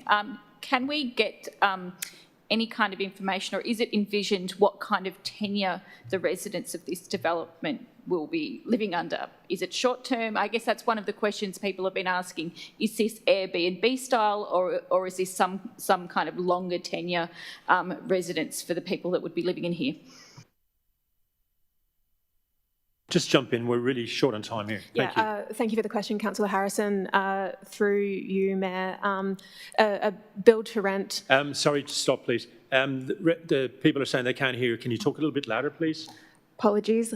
So this is an application that proposes a build-to-rent style model of housing. With that model, there is a single owner who is responsible, that acts like an owner's corporation, albeit there's only one owner.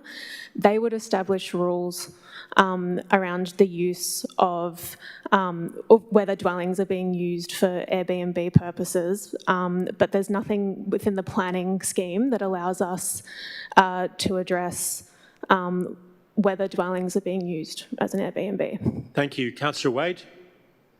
Am I right in thinking that there is a separate, under the planning scheme, if you're running like a residential hotel, or I can't quite remember the word, but those short-term apartments, there's a different, they need a different permit, is that right? Thanks for the question, Councillor Wade. Through you, Mayor. Yes, a residential hotel is a separate planning use. Councillor Wade? So how many apartments would need to be very short term for this to kind of tip into that bucket rather than being built to rent, which I assumed had meant longer tenure? Thank you for the question. Again, Councillor Wade, I might defer to Danielle if you might be able to jump in there. I'm sorry. Danielle, yeah? Yeah, sorry, can you repeat the question, Ken? Thank you. So my understanding from the response was that this could include quite short-term tenure, like build-to-rent doesn't imply year-long tenancies, or which I think is probably the common understanding of what build-to-rent is. How then do we differentiate between an application like this one rather than one coming under, for example, a what do we just call it, a residential hotel situation? Like, would they have to apply for a different permit then if they tipped over a certain threshold? Through you, Mayor, yes, they would absolutely be applying for a different type of use. The build-to-rent is ostensibly, it's for dwellings. I think people think build-to-rent means something else. And a dwelling you can rent out under normal circumstances. It just means, as the officer said, that it is under one ownership rather than under multiple ownership. So it would be exactly the same if you had apartments and people would be able to rent out their place, but it is different from the residential hotel, which is short stay. Okay, Councillor Gomez. Just a quick question to the officers, Mayor. The submitter, Natalie Mullen, mentioned about car stackers. Given that the use of the building is going from commercial... Thanks for the question, Councillor Gomez. Through you, Mayor. Car stackers are a form of car parking that are particularly useful in inner city contexts where you don't have as much space on a site to provide additional car parking. So there is an opportunity to fit more car parking spaces in a smaller area. I'm not sure I fully understood the second part of that question. Apologies. So is it appropriate to put a condition to require that parking style?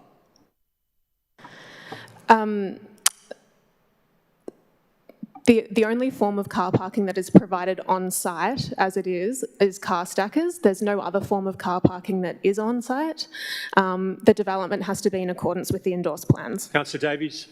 Just to lead on from Councillor Gomez, currently as it stands, just to lead on from Councillor Gomez with parking, does the submission have adequate space for 60 car spaces as understood under the scheme as the maximum?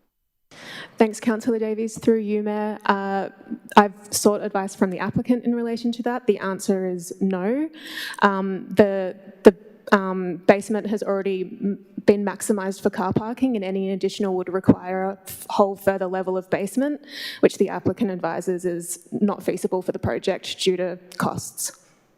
Okay, so we've got two sets of extra conditions. And because I know that Councillor Harrison and Crossland are happy to combine these, I'm going to start with Councillor Harrison, slightly just bending the rules a little bit. Can you just explain what your extra conditions, don't speak to it, just explain what your extra conditions are, please.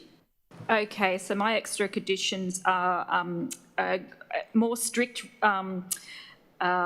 rules around the screening of the balconies to address issues around potential overlooking of sites to the north. The other one is restricting access to the roof terrace during the hours between 9 p.m. and 7 a.m. So that's an additional hour that the roof terrace would not be available for use. That's essentially what's in mind. And don't you have a 181? Like solid balconies to a height of 1.7 metres? That's in one there, that's the height. So, so 1A1 and 2, yeah, okay, get you. Thank you. Councillor Crossland, could you please explain what your amendments are? Yes, thank you, Mayor. So the first one is 1B, reinstatement of the 3.2 by 3.2 corner splay on the southwest Swan Street Cutter Street corner, consistent with the currently endorsed plans. And then we jump down to... Could you just talk a little bit louder, please? Sure thing, sorry. 1R, all bicycle parking provided at ground level, all visitor bicycle parking spaces and a minimum of 50% of residential bicycle parking spaces to be at level, i.e. horizontal with two wheels on the ground. Details of how access to visitor bicycle parking will be secure. Provision of bicycle spaces for parking of cargo bikes and bikes with trailers, and then down to HH, stairwells to be unenclosed to common areas, no stairwell walls or doors to common areas, and if that's not possible, stairwell walls and doors to common areas to be glazed if possible. And there's one other, if we just skip right down, sorry, just scrolling down. It's under 39D. Yeah. Thank you. It's just adding an extra line there for residential and visitor bicycle spaces. Thank you. Okay, thank you, Councillor Crossland and Harrison. Councillor Harrison, do you want to move that? You've got 3 minutes starting now, please. Okay, I'm not going to say a lot about this other than to say, look, that we know that the building envelope has already been set by the previous approval, I believe, through VCAT in 2019. So we're quite limited in what we can do here tonight. I have proposed greater screening to protect the amenity of the properties to the north of the site and with those balconies. Also restricting the access to the roof terrace. It concerns me. I hear about some of the other build-to-rent developments in Richmond where there's serious concerns about noise from roof terraces and balconies. So that state government about our concerns about the lack of open space contributions, etc. I think Councillor Wade and my own questions tonight also raised some issues around the lack of clarity about the tenure of residents living in these developments. It's very unclear what that will be like, and I hear the feedback that's been provided by many of the objectors who worry about community in these developments, that there will not be that same sense of community as that there might be in other developments where there is longer tenure or, a mix of, renters and owners. This is probably a conversation for another time, but I think I suspect that Councillor Wade and Crosland and I might be talking more about that in the future. So I think all we can do here tonight is to try and put some more controls to protect the amenity of residents, and I'm really hopeful that those overlooking drawings will be coming soon and that the residents will be able to see those too. That's one of the additional conditions that were put in place by the planning officers. Thank you. Thank you. Councillor Crosland. Thank you, Mayor. I think Councillor Harrison's touched on many of the points I was going to, so thank you. I'll just briefly talk to the... sorry, just they're asking... Still a bit louder? Sorry about that. I'll just briefly talk to the amendments that I'm seeking with this. So by reinstating the corner splay, that's about improving the public realm experience at that corner. We've got the access to the residential area on Cutter Street. It's a really narrow footpath. This will help open that up and make that transition from Swan Street into Cutter much better. There's also wind improvements. The other points were, it's already been noted, there is a car parking dispensation. So we're wanting to make sure that for those that are riding, which we hope many will take up, that it's the best possible experience possible and to make that as easy as possible. The other point around the stairwells, that's to make it, again, the best possible experience so people are more likely to use them. It addresses CPTED principles, crime prevention through environmental design, so you have improved sight lines, and encourages people to have passive exercise by using the stairwells more. Overall, I think the amendments that have been put forward by myself and Councillor Harrison do improve what is before us now, and I hope my colleagues support this. Thank you. Thank you. Anyone wanting to add anything of vital importance to this debate? Councillor Davies. I would have liked, talking to the residents, to be able to say to you that I wanted to be able to maximise the parking on this submission to 60. That's what I was hoping to do. I can't do that for you tonight. So unfortunately, I've failed in that sense because we're restricted by what's been submitted and the development in terms of what the developer can achieve. That's what I would be supporting tonight, is that 60 car spaces, because we can't keep suffering through this denial that cars don't exist or aren't needed. And I just want to let you know that in Richmond, we keep fighting for it. We had the Nakatomi Plaza land on the other side of the railway with virtually no car spaces only a few planning meetings ago. I really wish we could change it. And so I just want to let you know that. I think Councillor Harrison is addressing as much as we can the overlooking issue. It is a concern and it probably should have been dealt with better, and we'll advocate for those sorts of, that more transparency going forward, because you can see the blind spots, I think. But again, there's very little we can actually do. I do think there's some slight positives in the sense that the previous version of it did look like a gigantic Nakatomi number 2.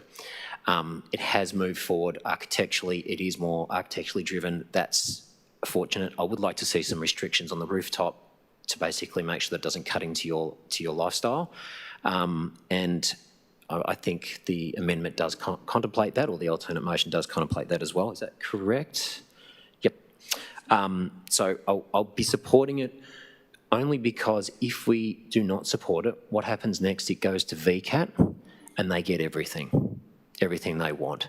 So it's about small degrees of change in favour of you.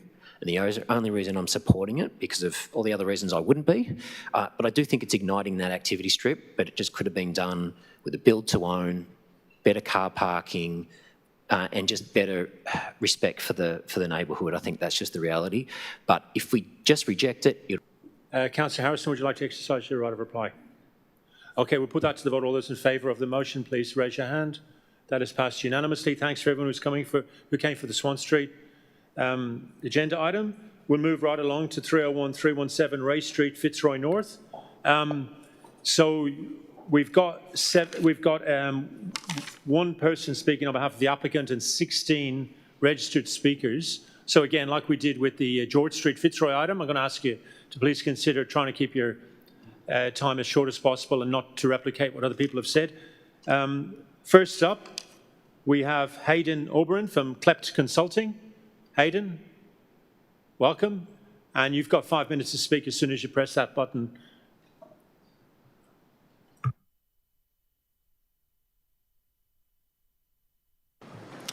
Good evening, councillors. I fully respect your time and have heavily summarised my 20-page submission, though I ask you to please refer to that for the details. I fully support many of the speakers tonight regarding the overshadowing, the bulk, the traffic and parking, and request that this is reviewed and perhaps pushed back on. Looking at this from a different lens tonight, I wanted to flag my concern that developments are being assessed in isolation. Years ago, there was a single development per year. Now there are almost one a month and one per block. A holistic review of the cumulative impact is critical for locals. Yet the good design fast-track process seems to bypass this. This brings me to an issue of fairness, and I wanted to support the council that I think it's inappropriate that this process bypasses you, it bypasses VCAT, and I feel that you are hamstrung to represent your constituents. Your own urban design unit explicitly recommends in this specific example deleting of level 4 and 5, yet the report before you overrides that expert advice and only recommends removal of 5. I want to support a motion to remove 2 levels in context of all of the other presenters tonight. Thank you. Rumi Kane, welcome, and thank you for being so patient, Rumi. Accompanied by her mum, Josie Kidd. So you can talk for 5 minutes, but we'll give you an extra 10. I'm only joking. Just press that button and talk as loud as you can, please. Yeah. All right. Just before Rumi speaks, I wanted to quickly jump in, if that's okay. Oh, sorry. Before Rumi speaks, I wanted to quickly jump in and just say Rumi's neurodivergent, and being here through such a long meeting has been a huge effort for her, and she's done an amazing job. The Ray Street development matters a lot to her, and she wants to share her feelings about it, how it affects her safety, her walk to school, and the way she plays in our community. So thank you for giving her the space to talk tonight. Thank you, Josie. All over to you. You talk really loud into there, okay? Just scream into it. My name is Rumi. And I'm 7 years old. I like doing crafts and mostly fun stuff.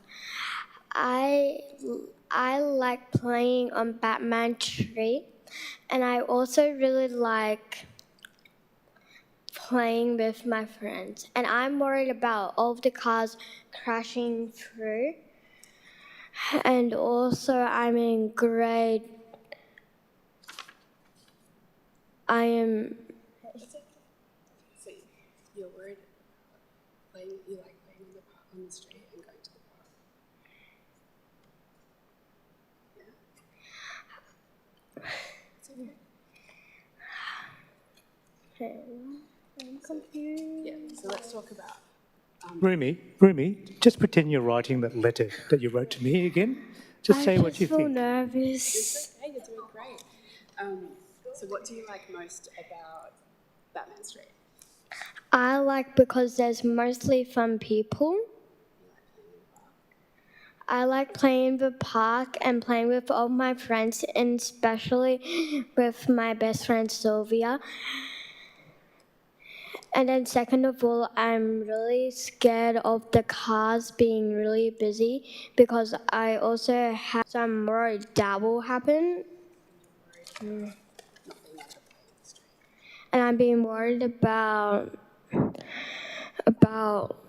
of the city, like, well, not the city, the roads, because that's basically where we usually play and do stuff, and also the park. Thank you. Thanks, Rumi. The next person is Helen Jowett, followed by a joint submission from Nora and Alistair MacArthur. Helen, welcome.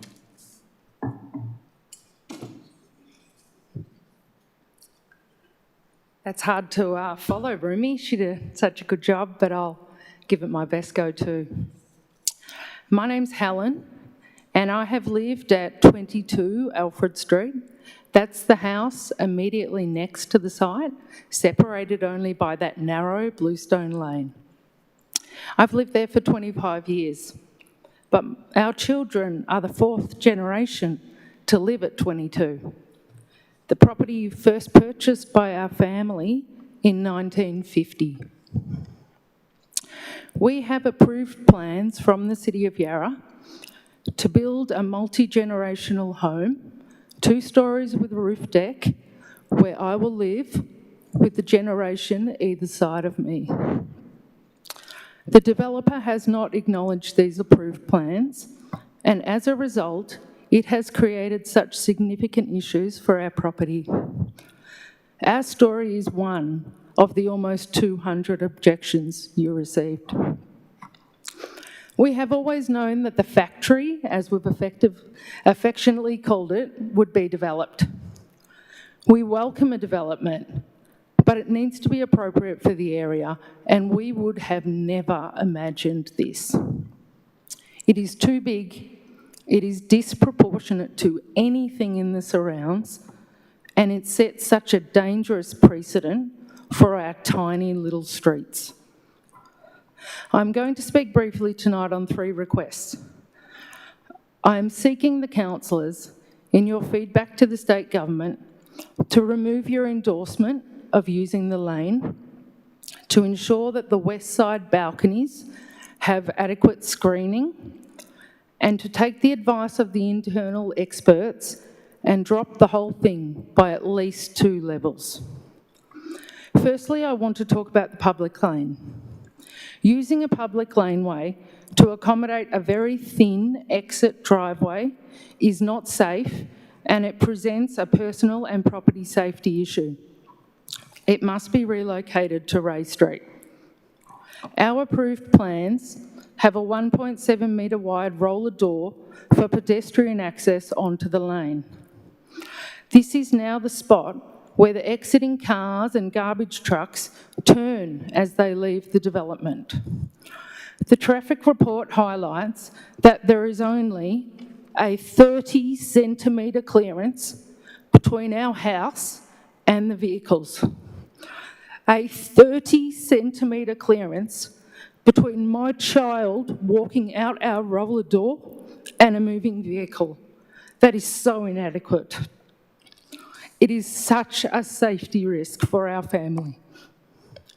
As a car exits the development, they accelerate up the ramp into a blind corner of the lane with poor visibility as they approach Alfred Street. This occurs alongside children playing, learning to ride their bikes, and pedestrians using the public lane to exit the rear of their properties. Can the council ensure our safety and the safety of other children, as well as our own, in this development? I urge the council to withdraw the use of the lane as a virtual private driveway. I urge you to request the developer put this lane within their own property envelope. They have enough space. I understand that this is a state government project, but the state government does not know the City of Yarra like the group of people around this table. And the City of Yarra does not hand over their lane to developers. We know that. We don't hand over our lanes to developers to effectively dominate a public lanes proposal. Level 2, 3, 4 and 5, all with balconies looking into our private open 30 space, seconds. our roof deck, the bedroom of our 7-year-old daughter and our living room. Adequate screening is required.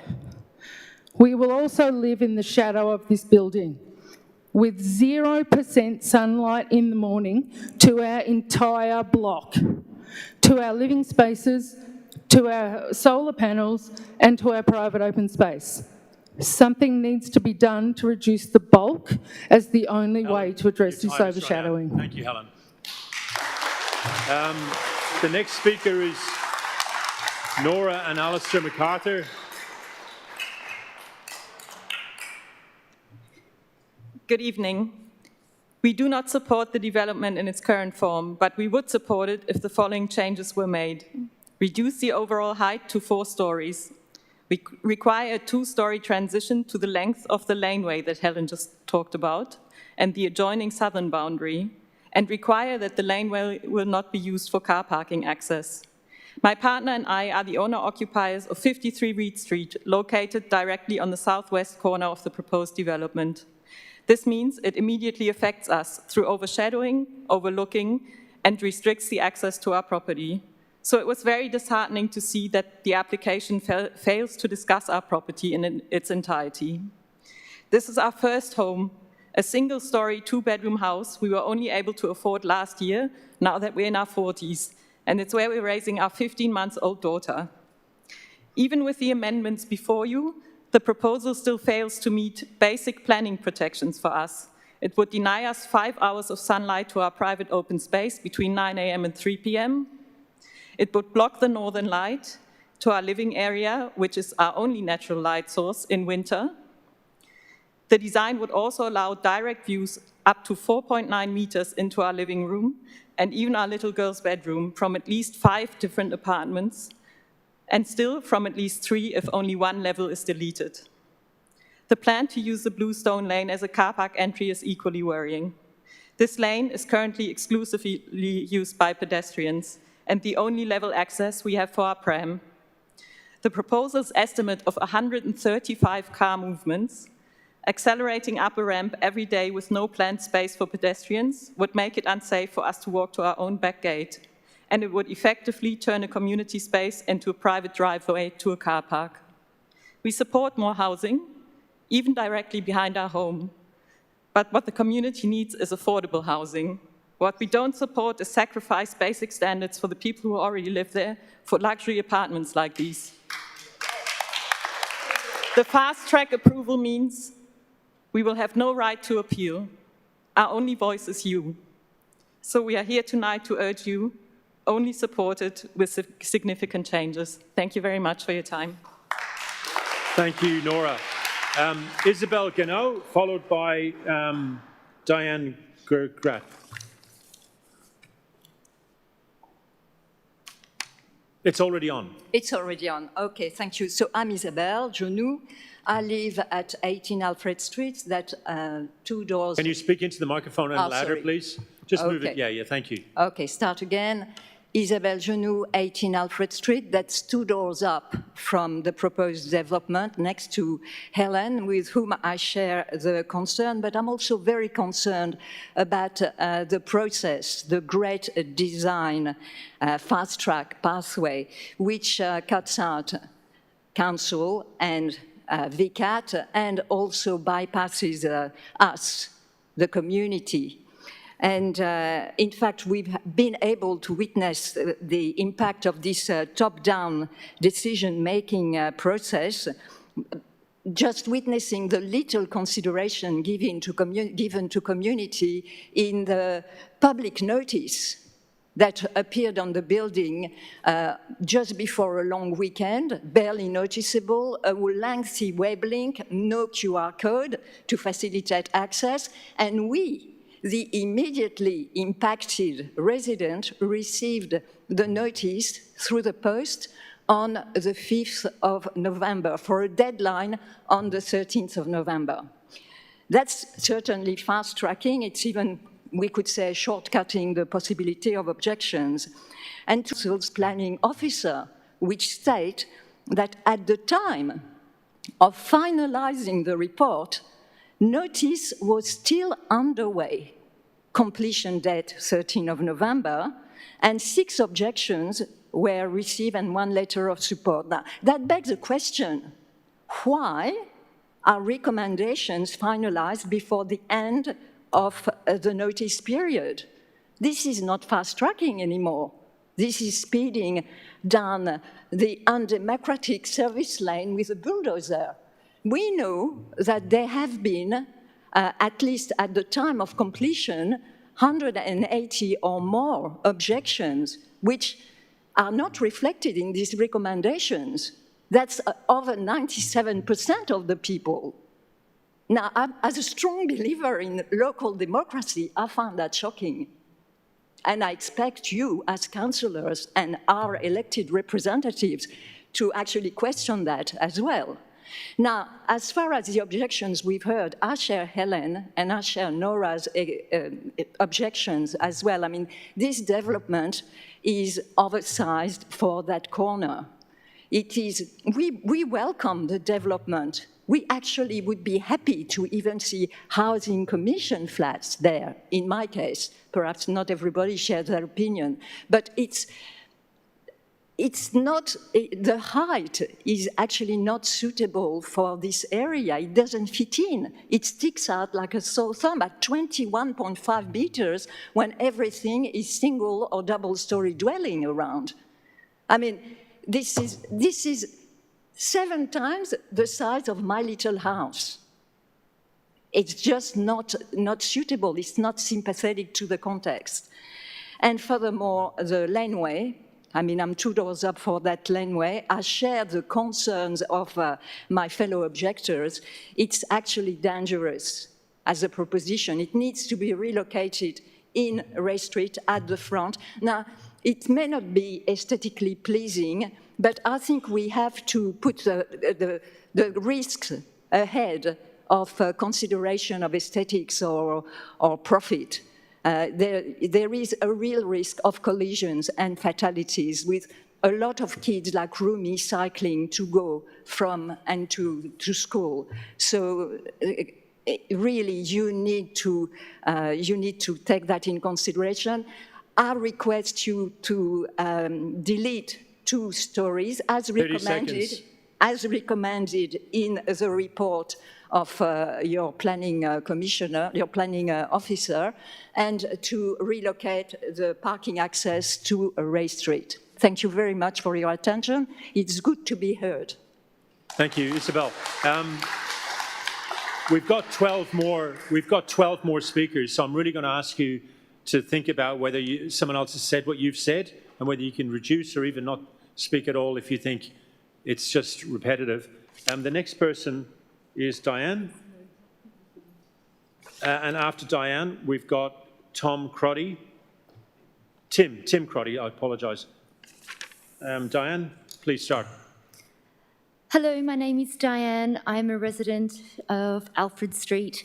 I object to the location of the car park in Alfred Street laneway. I request that Council recommends that the car park is relocated onto Ray Street. The following information will support this objection. As I'm talking and focusing about traffic hazards, I've presented visual aids, which will be easier than listening to complicated scenarios. I would firstly like to start with Alfred is a narrow, dead-end street. Although Alfred Street is classified as a two-way street, it is effectively a single-lane street. Please refer to pages 1, 2, and 3, which clearly show the narrowness of the street and that only one vehicle can travel in a direction at a time. It does not allow for two-way traffic. The developer's traffic report fails to mention that Alfred Street is the only access point into Batman Street. Batman Street is a narrow one-way street with 47 residential homes. There is already a heavy flow of vehicles moving through Alfred Street, Batman Street. Batman Street. These streets do not have the capacity to accommodate additional traffic. The developer has advised a daily average of 135 vehicle street intersection. Please refer to pages 4 and 5. Apartment residents entering or exiting the laneway, they will be met with opposing traffic. These choke points will prevent residents gaining access into Batman Street and Alfred Street. This will also impact emergency and council service vehicles, such as ambulance, police, arborists, garbage trucks. Additional traffic congestion shall also occur due to the design of the car park. Please move to page 6. The laneway entry and exit lanes merge into one single access ramp inside the car park. This narrow ramp only allows one directional traffic at a time. Car park entry-exit will be controlled by a traffic light. At peak times, cars wishing to enter the car park will be backed up onto Alfred Street, blocking the flow of traffic. The laneway can only, the laneway can only accommodate 1.5 to 2 stationary cars. Any additional cars will spill out onto the street, blocking the footpath and blocking the road. This traffic can also extend onto Ray Street. Furthermore, the developer has neglected to report on the high cycling and foot traffic on Alfred Street, further complicating the above traffic hazards and safety for the community. In conclusion, a safe alternative would be the relocation of the car park onto Ray Street. Ray Street is a functioning wide two-way street which can safely accommodate the apartment's 135 daily vehicle movements. The relocation of the car park will minimise traffic, stress and noise impacts for Alfred and Batman Street residents. Alfred Street and the laneway come under the care of council. You have the power to ensure a safe outcome for the community, including the future residents of 301 to 317 Ray Street. Thank you so much for your time. Thank you. Tim Crotty, followed by Franziska Hoffman-Axtam. Can you hear me okay? My name is Tim. I've been living in Alfred Street for over 20 years. Most people who live in Alfred Street have been here for 1 or 2 decades or more. What I want to contribute to the discussion concerns the planning of the car park in the proposed development. I believe that this matter, once settled, will have massive consequences for the welfare or otherwise of the Alfred and Batman Street communities for all time. I want to urge councillors to think deeply about the consequences of locating the car entrance on Alfred Street as it sits in the proposal. A number of speakers have already drawn attention to the costs to a vibrant and safe neighbourhood that large increases in traffic flow will have. I want to convince councillors that it is logical, relatively straightforward, and not without many precedents or previous cases to move the car park entrance to Ray Street. The reality is that Ray Street is already a medium flow traffic street in the North Fitzroy neighbourhood. Logic tells me that for future residents of the proposed apartments, exits into Ray Street will be more convenient for their journeys in the vast majority of cases. There is no prospect of congestion for cars moving onto and from Ray Street. There's already a crossover on the Ray Street frontage of the property. Finally, Ray Street is twice as wide as Alfred Street, and it faces a pub and not residences. To think about this matter, I did a tour of Fitzroy and North Fitzroy apartments along George, Gore and Napier Streets. These streets are comparable to Ray Street as medium flow traffic streets. For a number of apartment blocks, the cars entered from one of these streets I have just mentioned. For example, there's a huge apartment complex on the northeast corner of Gore and Kerr Street, where the underground car entrance is on Gore Street. There are other examples like this. There are also large developments where underground entrances are situated on the lesser side streets. But in my observation, there is a crucial difference from Alfred Street. For example, I recently completed 7 for dispatches from warehouses. They are entirely non-residential. On another large development on the corner of Gore and Hodgson Street, basically beside the old Woolworths rooftop supermarket, there is a car entrance. Cars come off the side street, which is Hodgkin Street. But this street, if you take a look at it, is entirely bounded on the opposite side by a concrete wall topped by the supermarket car park, which I just mentioned. Also evidently non-residential, there is no danger here of headlights sweeping across the bedroom windows at a distance of 6 metres, which is going to happen to one of the residents in Alfred Street who can't be here tonight because he works shift work. To reiterate, these examples give off to streets that have absolutely minimal residential aspects to them. The costs of relocating the car park entrance to Ray Street, I believe, are negligible. The cost to neighbourhood amenity of not relocating are severe and would be irrecoverable. I want to urge councillors that the eminently sensible relocation of the underground parking to Ray Street is a clear benefit to the welfare of a large number of people. Thank you. Thank you. Francesca, followed by Lila Musad. Thank you so much. Francesca, please, far away.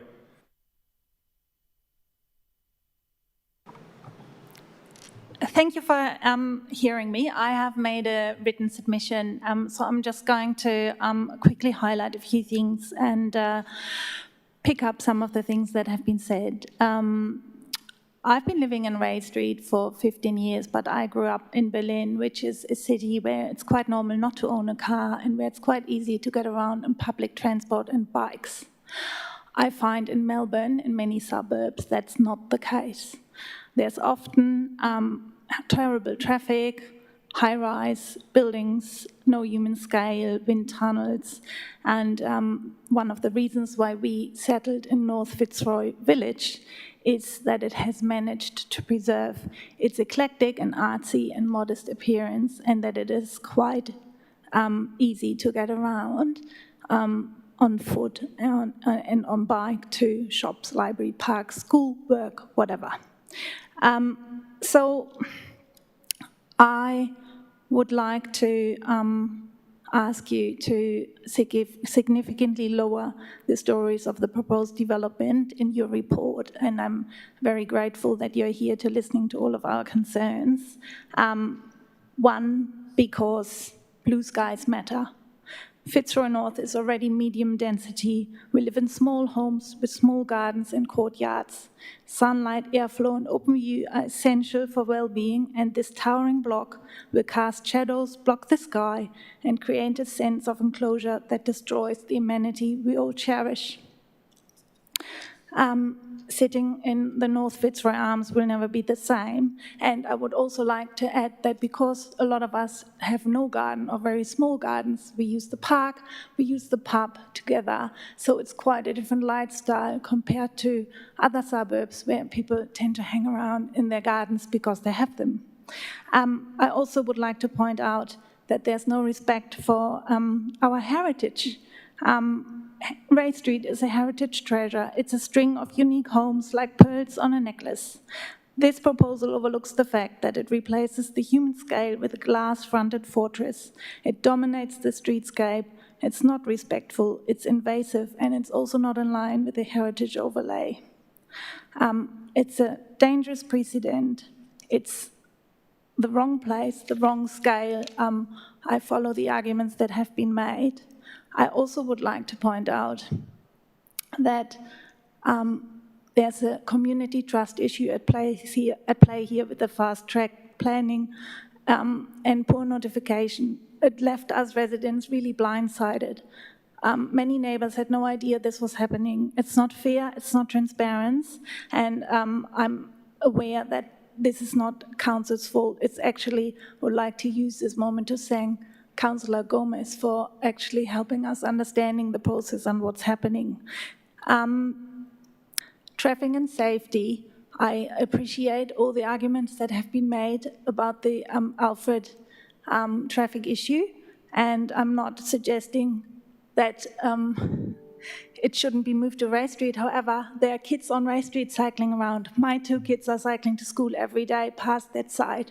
So I think it's just a sign that this site is overdeveloped because no one wants 135 extra car movement, and I also don't want my kids at risk on their way to Princess Secondary College.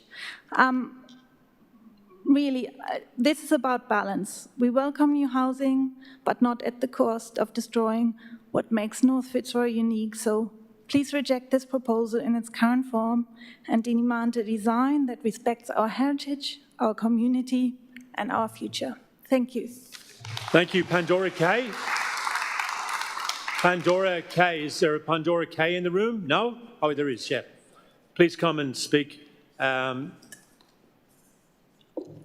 And after that, we've got 8 or 9 more. So I think after that, we'll go with Penny Paul, Dennis McCormack, Lee Hemsley, Mark Archer, Stuart Patterson, I should say, Nicholas Gioia, and Christopher Everett.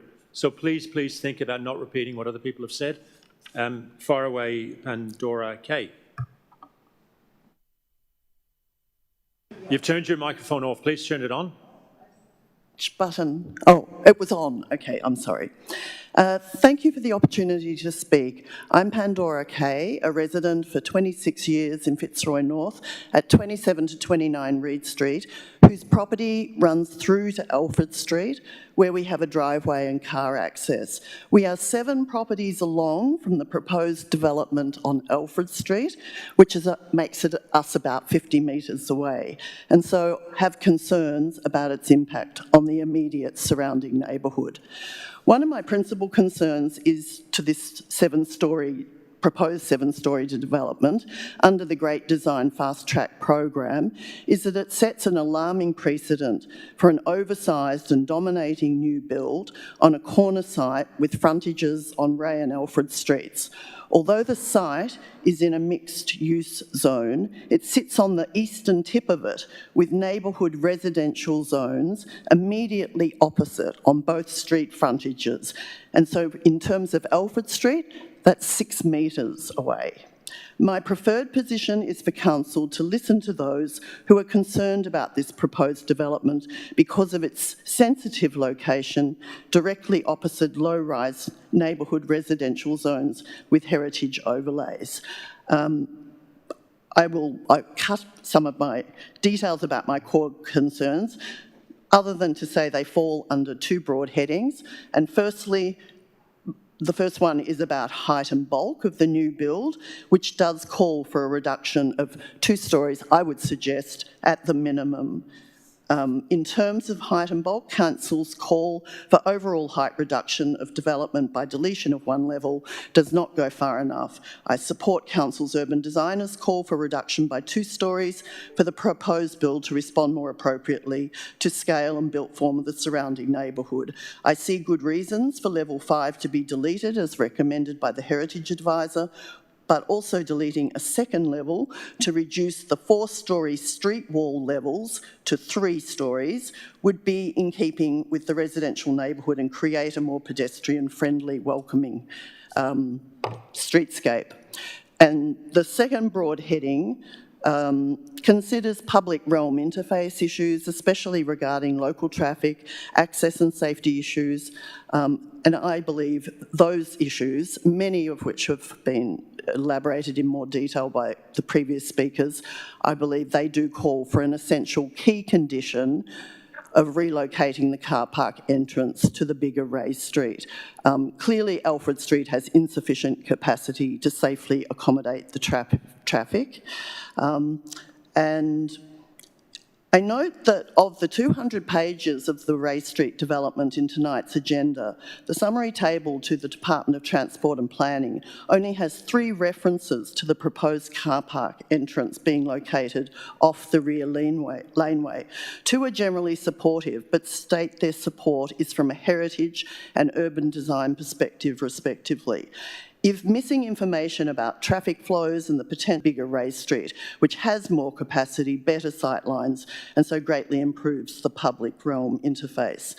If the development's car park access remains from Alfred Street in the rear laneway, consideration also needs to be given to the new build impacts to the residents opposite the proposed car park access location off the rear laneway, i.e. 21 Alfred Street, where the effects would be things such as headlights, vehicle movements 6 metres from their habitable front rooms, noise and pollution. So in sum, I think under Council's current key conditions to the department, this is an alarming precedent for new builds in residential neighbourhoods. 30 seconds. Thank you. Penny Paul. Thank you, Penny.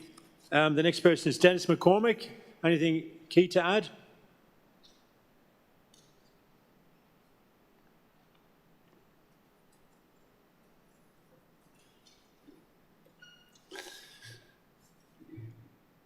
I'd like to endorse with as little enthusiasm as I can without bursting out in tears everything that my neighbours have said. I've been in Batman Street since 1978. And my people have been in North Fitzroy since the 1880s and 90s. Both my grandmother and my mother went to the Alfred Street School, and we've got a long history there. This building on this corner is totally unnecessary on this scale. This council needs to think about what they do here, because the word precedent has been mentioned. This sort of thing, because of the pressures that are being brought on our society, and the Mayor mentioned it in his opening comments about the population growth that's going on, I said to Councillor Gomez in his first ward speech back in May the 6th, I think it was, when the whiteboard was shown to us with what's going to happen in the future, I said at question time that maybe it's time for the local council to start taking the message that's all over the country in every sphere of life and our operations and what we do and how we do it and for how many can we cater in what sort of time, that the local government areas concerned should talk to each other and form a feedback loop to Canberra on the rate of population growth we have. Now, I don't know why Jacinda Allen can just come out and say, oh, we're going to have, 9 or 10 million people by X. And that presumably is because they've been told by Treasury in Canberra that the future population will be Y. But the great loss of democracy. Can you please speak to the planning application on the table tonight? Yes. The roller door, the entrance, it is a lay-down misère that it's dangerous to put it in Alfred Street. It does have to go on Ray Street. Also, just the sheer bulk and the height of the structure that's proposed, it is ridiculous. There is, in spatial sort of terms, there is nothing like it anywhere near there, and you'll be laying down the grounds for just more and more of this, and it will destroy the area as it's destroyed other areas. So the buildings to the south of the property, they're fairly gracious double-storey terraces. If the project were knocked back to 3 stories at street level and 1 recessed story all round on the top, it would be very appropriate for the area and so wouldn't be folding in to the land bankers of the suburbs who can't get enough suburbs right out there, as we've been doing forever. So the pressure is coming on the inner suburbs, and it's going to be up to people like you to form a feedback loop to whoever you need to say that our society cannot take this constant pressure and stretching of every facet of our society all over the country. Have you got anything urgent to say? No, Lee here. Mark Archer.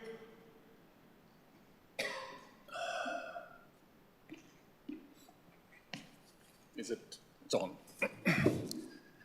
Thank you, Mayor and councillors. My name is Mark Archer, and by way of background, I've lived in the city of Yarra for more than 20 years, 15 of those years on Ray Street, approximately 100 metres from the site of the proposed development. In 2004, my wife and I moved from Perth to Melbourne, which at the time was a new city for both of us. When searching for rental accommodation, my wife returned one evening and told me she'd found a really nice street. It was Ray Street. So from the perspective of a resident, why did Ray Street immediately stand out, and why is it really nice? I believe two of the most important factors are, firstly, the heritage-protected streetscape, which is both varied and coherent. Secondly, the consistent medium-density human-scale style of housing, which offers a nice balance of in-home privacy together with out-the-front community interaction. The human scale part is important here because nobody wants to feel like an ant. So what does this have to do with the proposed development? I believe the proposed development in its current form should be rejected because, largely by virtue of its size, it clashes unacceptably with the existing heritage-protected human-scale streetscape. In short, it seeks to benefit from the surrounding streetscape without respecting it. My principal objection is that the building is too tall and that the abrupt step changes in height relative to nearby buildings are excessive and unpleasant. I'm aware that there is a council recommendation for the proposed building to be reduced from 7 stories to 6. Based on my analysis, I believe it should be no more than 4. Most houses surrounding this proposed development were built more than 100 years ago. And more importantly, virtually all houses on both Ray and Alfred Streets are 1 to 2 stories high, including those surrounding the proposed 7-storey development. So how can a 7-storey building be compatible with a heritage-protected 1 to 2-storey environment, and where is this issue addressed in the planning permit application? Well, in the Tract Planning and Urban Context Report, which is actually attached to your agenda, on page 351 of your agenda, there's a streetscape profile along Alfred Street. It's helpfully presented as Streetscape 2. I suspect this has been included with the principal aim of showing that the proposed development is no worse than the large 7-storey Roy development located 100 metres to the west. However, at the same time, it depicts quite clearly the disproportionality between the proposed development and existing Alfred Street buildings. However, where is the equivalent streetscape profile along Ray Street, which after all is the front of the proposed building? Based on this same Streetscape 2 diagram at the top of page 351 of your agenda, it is clear that Warren and Mahoney, the architects, did indeed generate a Streetscape 1 along Ray Street in their Urban Context Report. However, the developers have chosen not to include this Ray Street profile, nor a copy of the Warren Mahoney Urban Context Report within their planning permit application. So, in the absence of a Ray Street profile from the developer, I therefore walked the length of Ray Street and generated one of my own, and this is the A3 document that I've handed out to you. Page 1 of this A3 document illustrates the following. 96% of the buildings on Ray Street are 1 to 2-storey buildings, and there are currently no buildings taller than 3 stories. The closest 3-storey building is located 250 metres south of the development and is part of the 201 Ray Street public housing complex. And furthermore, although not shown on my diagram, this 3-storey building is set back 35 metres from the property fence line. The next closest building, 3-storey building, is located more than half a kilometre north. The diagram illustrates the main objection being raised by myself and many others here. The proposed development is too tall, and there's a clear height clash between the height of the proposed building and the surrounding heritage-protected streetscape. Time permitting, I'll now make 2 further points. Firstly, there are limitations to using the Roy 7-storey apartment as precedent for a 7-storey apartment building at 301 Ray Street, and these limitations are as follows. Firstly, the Roy development was built on a much bigger block of land, and secondly, the Roy development implements a much less sharp and more progressive increase in height relative to the existing residential buildings. Consider the following. From Alfred Street, the building structure height increases from 1 to 7 stories via a 2-storey brick facade and then a 4-storey apartment building. This is shown on page 2 of the document I've handed out. And the separation distance between the 4-storey Roy apartment building and the nearest single-storey building on Alfred Street is 15 metres. The report should be read in conjunction with the architectural drawings and urban context report prepared by Warren and The time is run out. Thank you for your submission. The next person is Stuart Patterson. Stuart, you got anything essential to say? Thank you so much, sir. Nicholas Kioia, I'm sure I've pronounced that wrong. And then the last person will be Christopher Everett. You're Thank okay? you, Mayor. And so you're the last speaker, Nicholas. Thank you. Thank you, Mayor and councillors. My name is Nick Joya. I live and work at 297 Ray Street, Fitzroy North, which is on the corner of Reed Street, where if this proposal goes ahead, I will be overshadowed and overlooked. I occupy the ground floor of this building and another family occupies the first floor. I have been there for a whopping 36 years. My building is approximately 7 metres away from the proposed development. I object to this 7-storey development because it's inappropriate and fails to meet the planning standards. My wish is for the council to support the idea of reducing the height by at least 2 stories. Here are some of my concerns. It is very highly likely that the subject site is heavily contaminated. An adjoining property, number 55 Reed Street, Fitzroy North, was once part of the same land parcel as the subject site. It was carved off in 1989, and about 20 years ago, a 3-storey block of apartments was built on it. The soil there was heavily contaminated, though the developer lied about that and said that it wasn't, but it took 12 months at least to ostensibly rectify it. I've heard from a number of sources that the apartments were prevented from being sold for 10 years so that the soil contamination could be monitored. It's my knowledge that no apartment has been sold there for actually over 20 years. I may have that wrong, but I've got no proof to the contrary. Over the last 36 years that I've been there, I've been told by a number of local residents that there was a chromium plating works on the subject site. A photo in the applicant's documents showed a Reynolds metal manufacturer sign mounted on the former factory building, which is still on the subject site. Building on contaminated land is a health and safety issue. I don't even know whether this is addressed in the applicant's submission. I couldn't find it.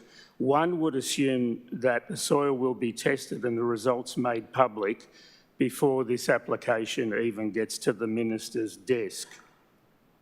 Shadow diagrams for the September 22nd have been submitted.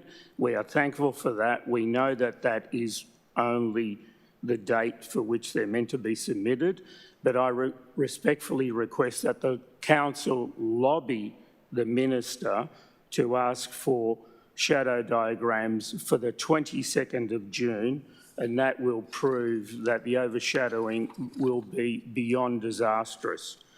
The proposal clearly violates clause 15.03-1L, which states that the proposed building must not visually dominate and must respect the scale of its surroundings. It more than visually dominates, it is beyond a joke. Ray Street is not a major road, it is a quiet street. The 7-storey building is excessive for our historic neighbourhood. It sets an amenity-destroying precedent for future overdevelopment. In fact, technically, the building is as high as 7.5 stories because of the massive air conditioning enclosure, which is an opaque surrounding element. It is at least half a story high. The council's own urban design team recommended that the building height be reduced by 2, misrepresent the overbearing scale and mass of the building. One final comment, I don't know whether the applicant was meant to submit tonight, but I find it rather strange they're not here, and maybe that's an act of disrespect. I can't comment on that because I don't really know what the rules are. Thank you very much. Thank you, Tom. Okay, we're getting to the business end. I've got two motions, both support the officer recommendation but with extra conditions. Sorry, Mayor. Myself, I've got some questions. No, I'm going to go to questions in a minute. I just want to explain just a little bit of a backdrop. So the two alternative motions or extra conditions to the officer recommendation are actually compatible, but I can't put them together like in the last agenda item because one of the movers of one of them doesn't support the other one. So I'm going to move them actually separately when we get to that. One is calling for 2 stories to be reduced from the height, and another one has got other a series of other and separate amendments, and we'll come to them in a minute. So what we'll do now is questions, starting with Councillor Crossland to the relevant officers, and then Councillor Harrison. Sure thing. Thank you very much. My question was... Thank you. My question was regarding overlooking. I note this was raised by several submitters this evening. Councillor Crossland, can you speak a bit louder? The lady's waving her arms at you. Okay, I'll speak as loud. I'm speaking pretty loud. So we can sure hear you. All right, so with overlooking, I'm trying my best to understand where the key concerns are, where it may not have been addressed. What I'm looking at in particular is the laneway that is off Alfred Street where the current vehicular access is proposed, wanting to check that overlooking has been addressed for those windows, but also for the balconies. If you could let me know. Thank you for the question through you, Mayor. Yes, that is correct. The overlooking has been addressed with opaque windows of sill heights up to 1.7. So that's the first half of the western elevation. And then towards the rear, there is opaque windows as well to 1.7. And then in terms of, and that's within the 9-metre distance, 45-degree angle, but anything above that is outside of that requirement. Thank you. I've got a couple of more, and there's a follow-up to the one I just asked. Thank you.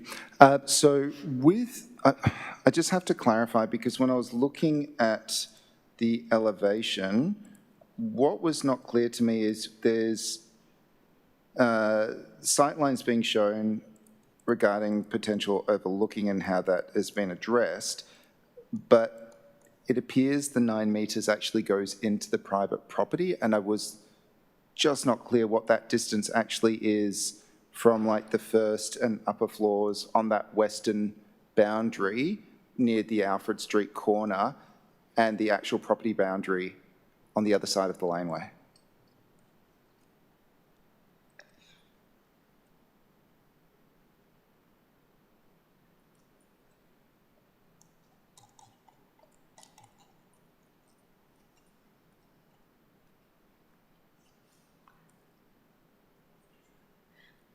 Through you, Mayor, could I ask which plan you are looking at, Councillor Crossland? Sure. So I'm looking at page 380 of 489.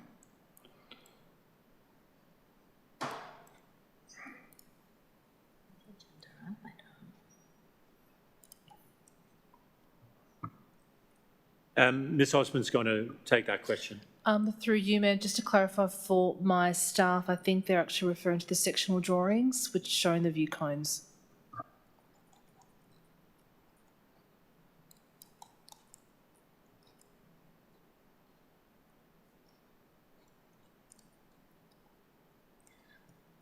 Through you, Mayor, if it is TP 30.04,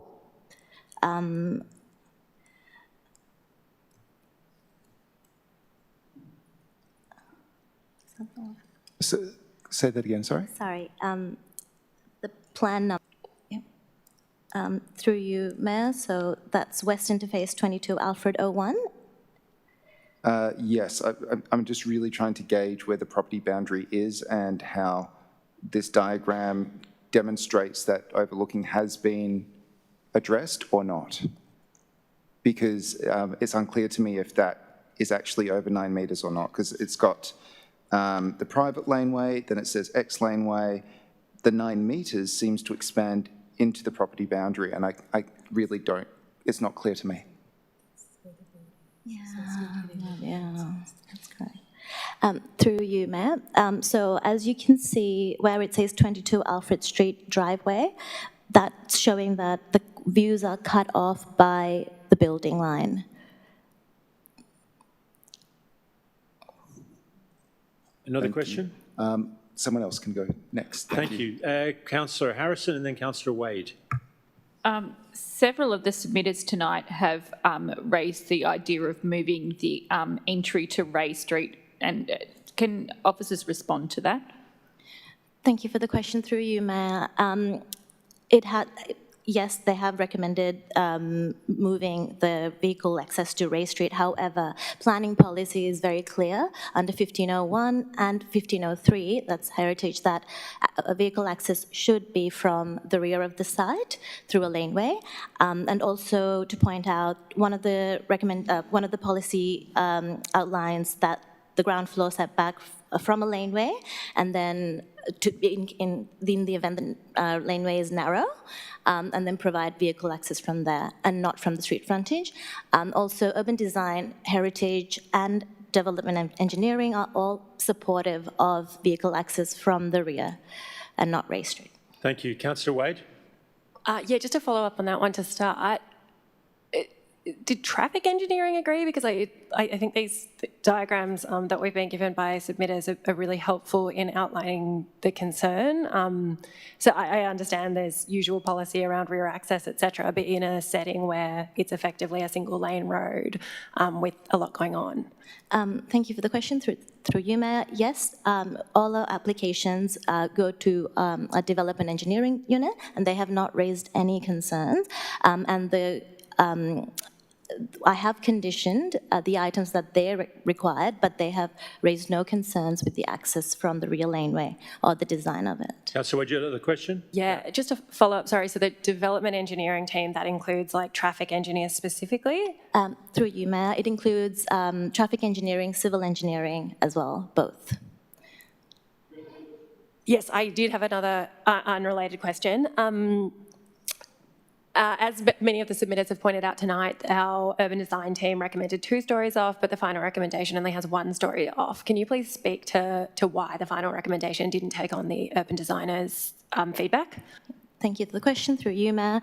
Urban design recommended a story off the street wall and a story off the upper level, so 2 stories. However, taking out one of the levels from the street wall would have exposed the upper levels even more.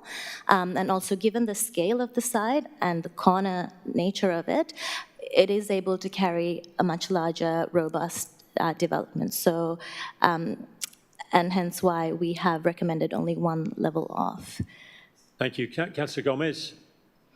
Thank you, Mayor. I just got a couple of questions. So, just generally, if we were to accept tonight to reduce the bulk of the building by 2 levels, would that address many of the concerns of the residents about overlooking, shadowing, the traffic movements in the street? Taking 2 levels off, yes, it would reduce the number of apartments. However, and it would as the officer report says, it would reduce the extent of overshadowing as well. In terms of the overlooking, the key interfaces have been addressed on the plans, but yes, there'd be less apartments. Follow-up? Yeah. Not follow-up. Another question for the staff. I personally typed in over 180 objections from residents to our council support unit. How many objections are we aware of has been raised directly to DTP or the planning minister? Through you, Mayor, I checked this morning and it's 128 objectors and 2 supporters.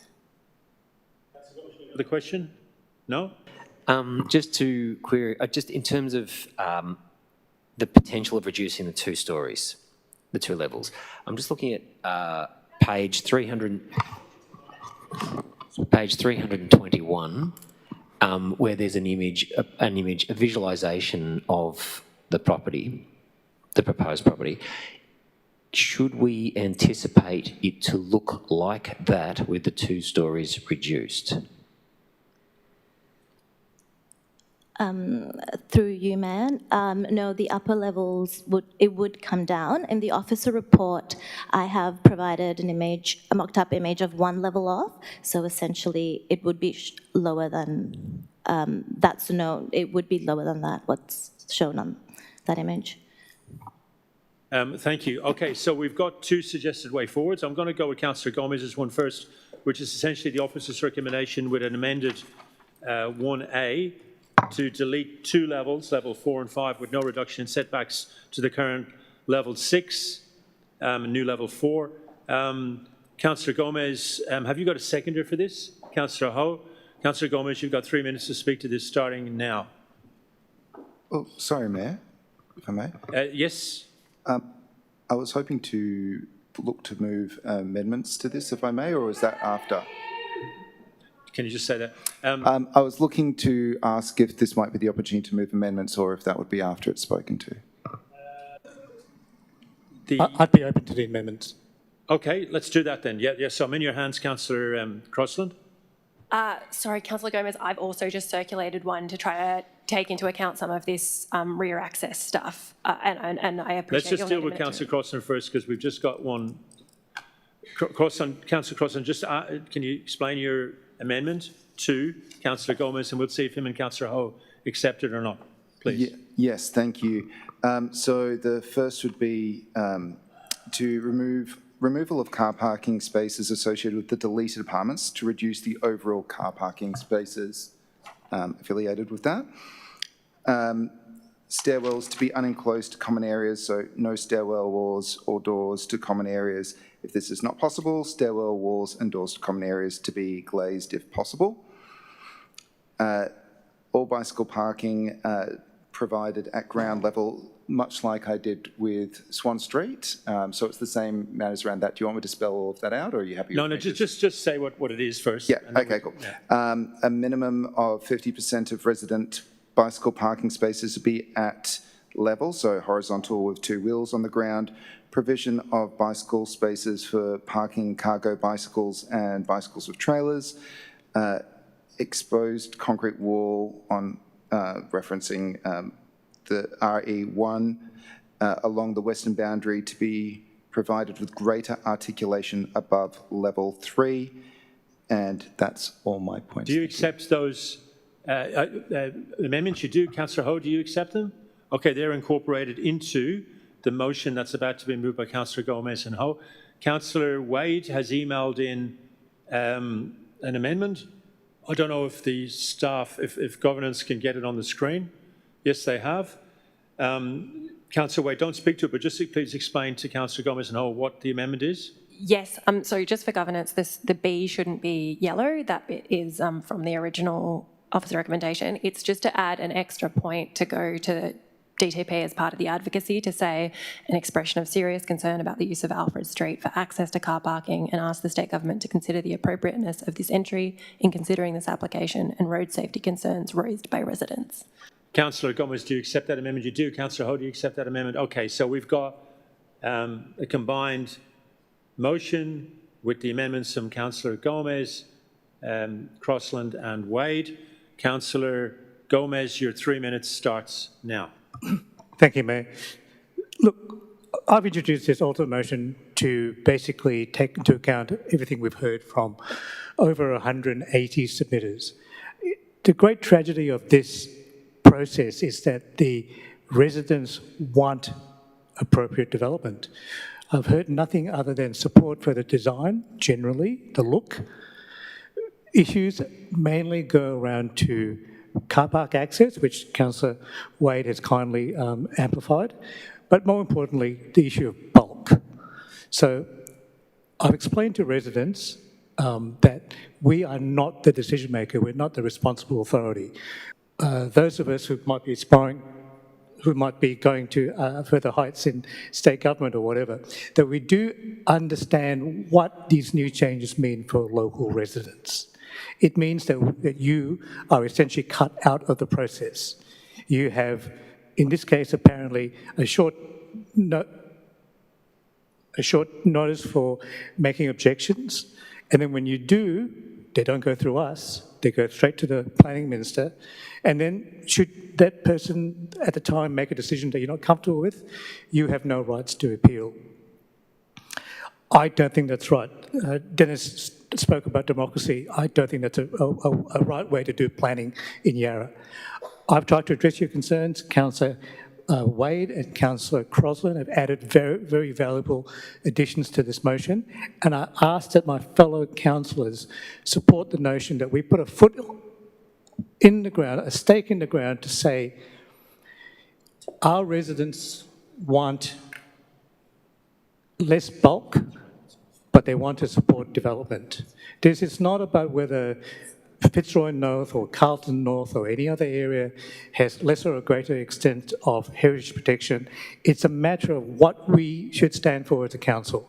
Do we support our residents, or do we meekly just roll over and get rubbed on the belly by a state government that says, there, we're taking that problem away from you. You don't have to deal with those pesky residents. 30 seconds. We'll basically be the bad guy here. That's not appropriate. What this process has shown is that residents want to deal with their council, to work with the applicant, to work with the developer, to come up with a development that makes sense. And if not, have a way to object. This process just does not cut it. I urge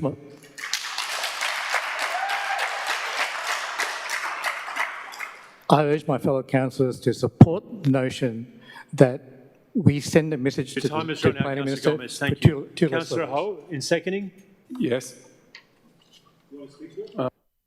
Okay. Would any other councillor like to speak on this motion? Councillor Harrison. I'm going to say that I'm not supporting the change tonight. We have voted this evening on an amendment application in relation to 439 to 443 Swan Street. Very similar in terms of height expectations. We had dwellings behind it, single-storey dwellings with a heritage overlay. We've been talking this year about the level of development that is expected in our municipality. We've got a state government that set a housing target, rightly or wrongly, 44,000 housing units. And I urge everybody to think about how we are going to have development equitably spread across our municipality. That is the situation we find ourselves in. We know that we have a housing crisis, and so if we are refusing every single thing, or we're knocking 2 stories off, everything, I don't know how we're ever going to meet the target. So I'm not supporting this tonight. Thank you, Councillor Harrison. Would anyone else like to speak on this matter? Excuse me, there's no heckling. This is not a normal council meeting. It's a quasi-judicial Planning Decisions Committee meeting. So I'm really going to ask you to discipline yourselves and not shout down people that you don't agree with, because nobody shouted you down when you spoke. So would anyone else like to speak on this matter? Councillor Crosland, sorry. Thank you, Mayor. Firstly, thank you everyone that's made submission tonight. I've also received submissions online, and I know that many of you met with Councillor Gomez, so thank you for your work on this and engaging with us. I think you've raised some really important points, and we've actively tried to try and address those where possible through additional conditions. There are some things there, though, that have been raised that go beyond what we were able to condition or suggest should be conditioned as part of this process. Like overlooking, I would have liked to take that further, but it is compliant.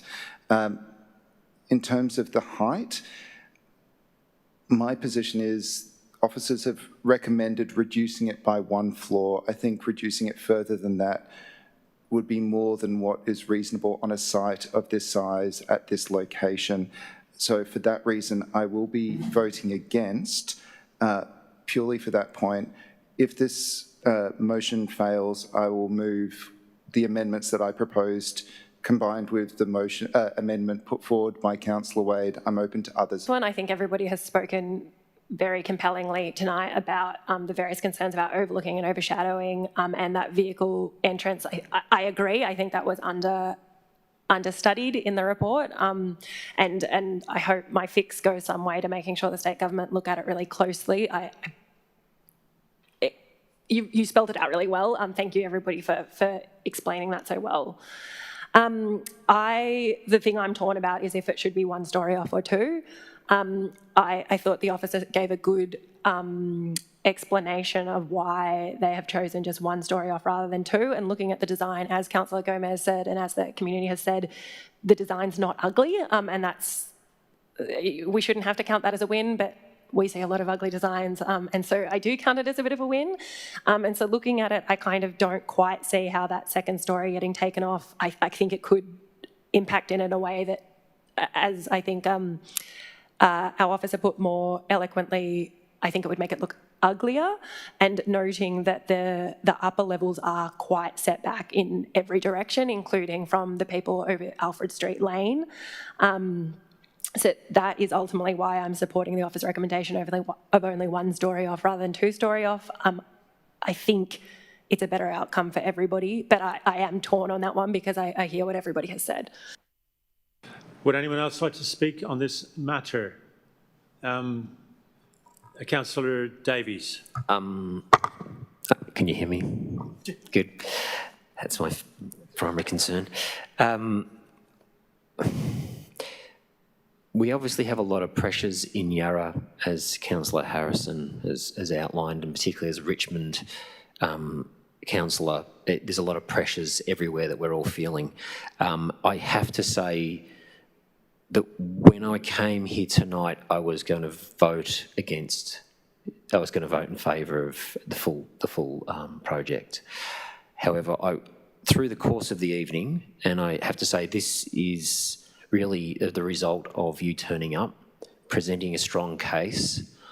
You've provided some excellent documentation, which has really convinced me to change my mind, I have to say.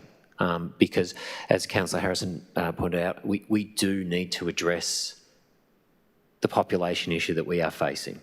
It's a huge issue for us. You've seen tonight that we've put in some large developments on Swan Street.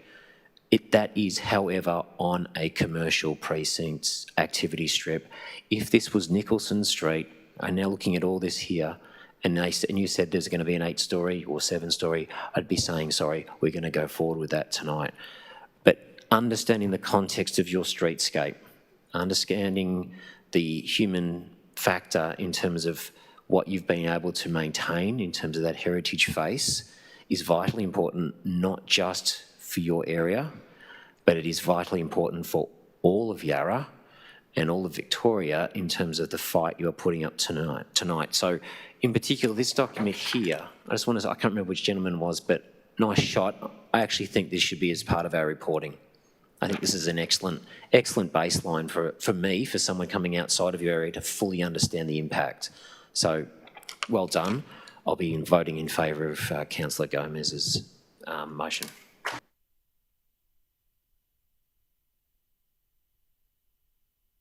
There's no right of reply because the motion was amended. So we'll go to a vote. All those in favour of Councillor Gomez and Ho's motion, please raise your hand. Councillor Davies, Gomez, Ho, Jolly. All those opposed, please raise your hand. Harrison, Crossland, Wade. That is carried. Thank you. Sorry, officers.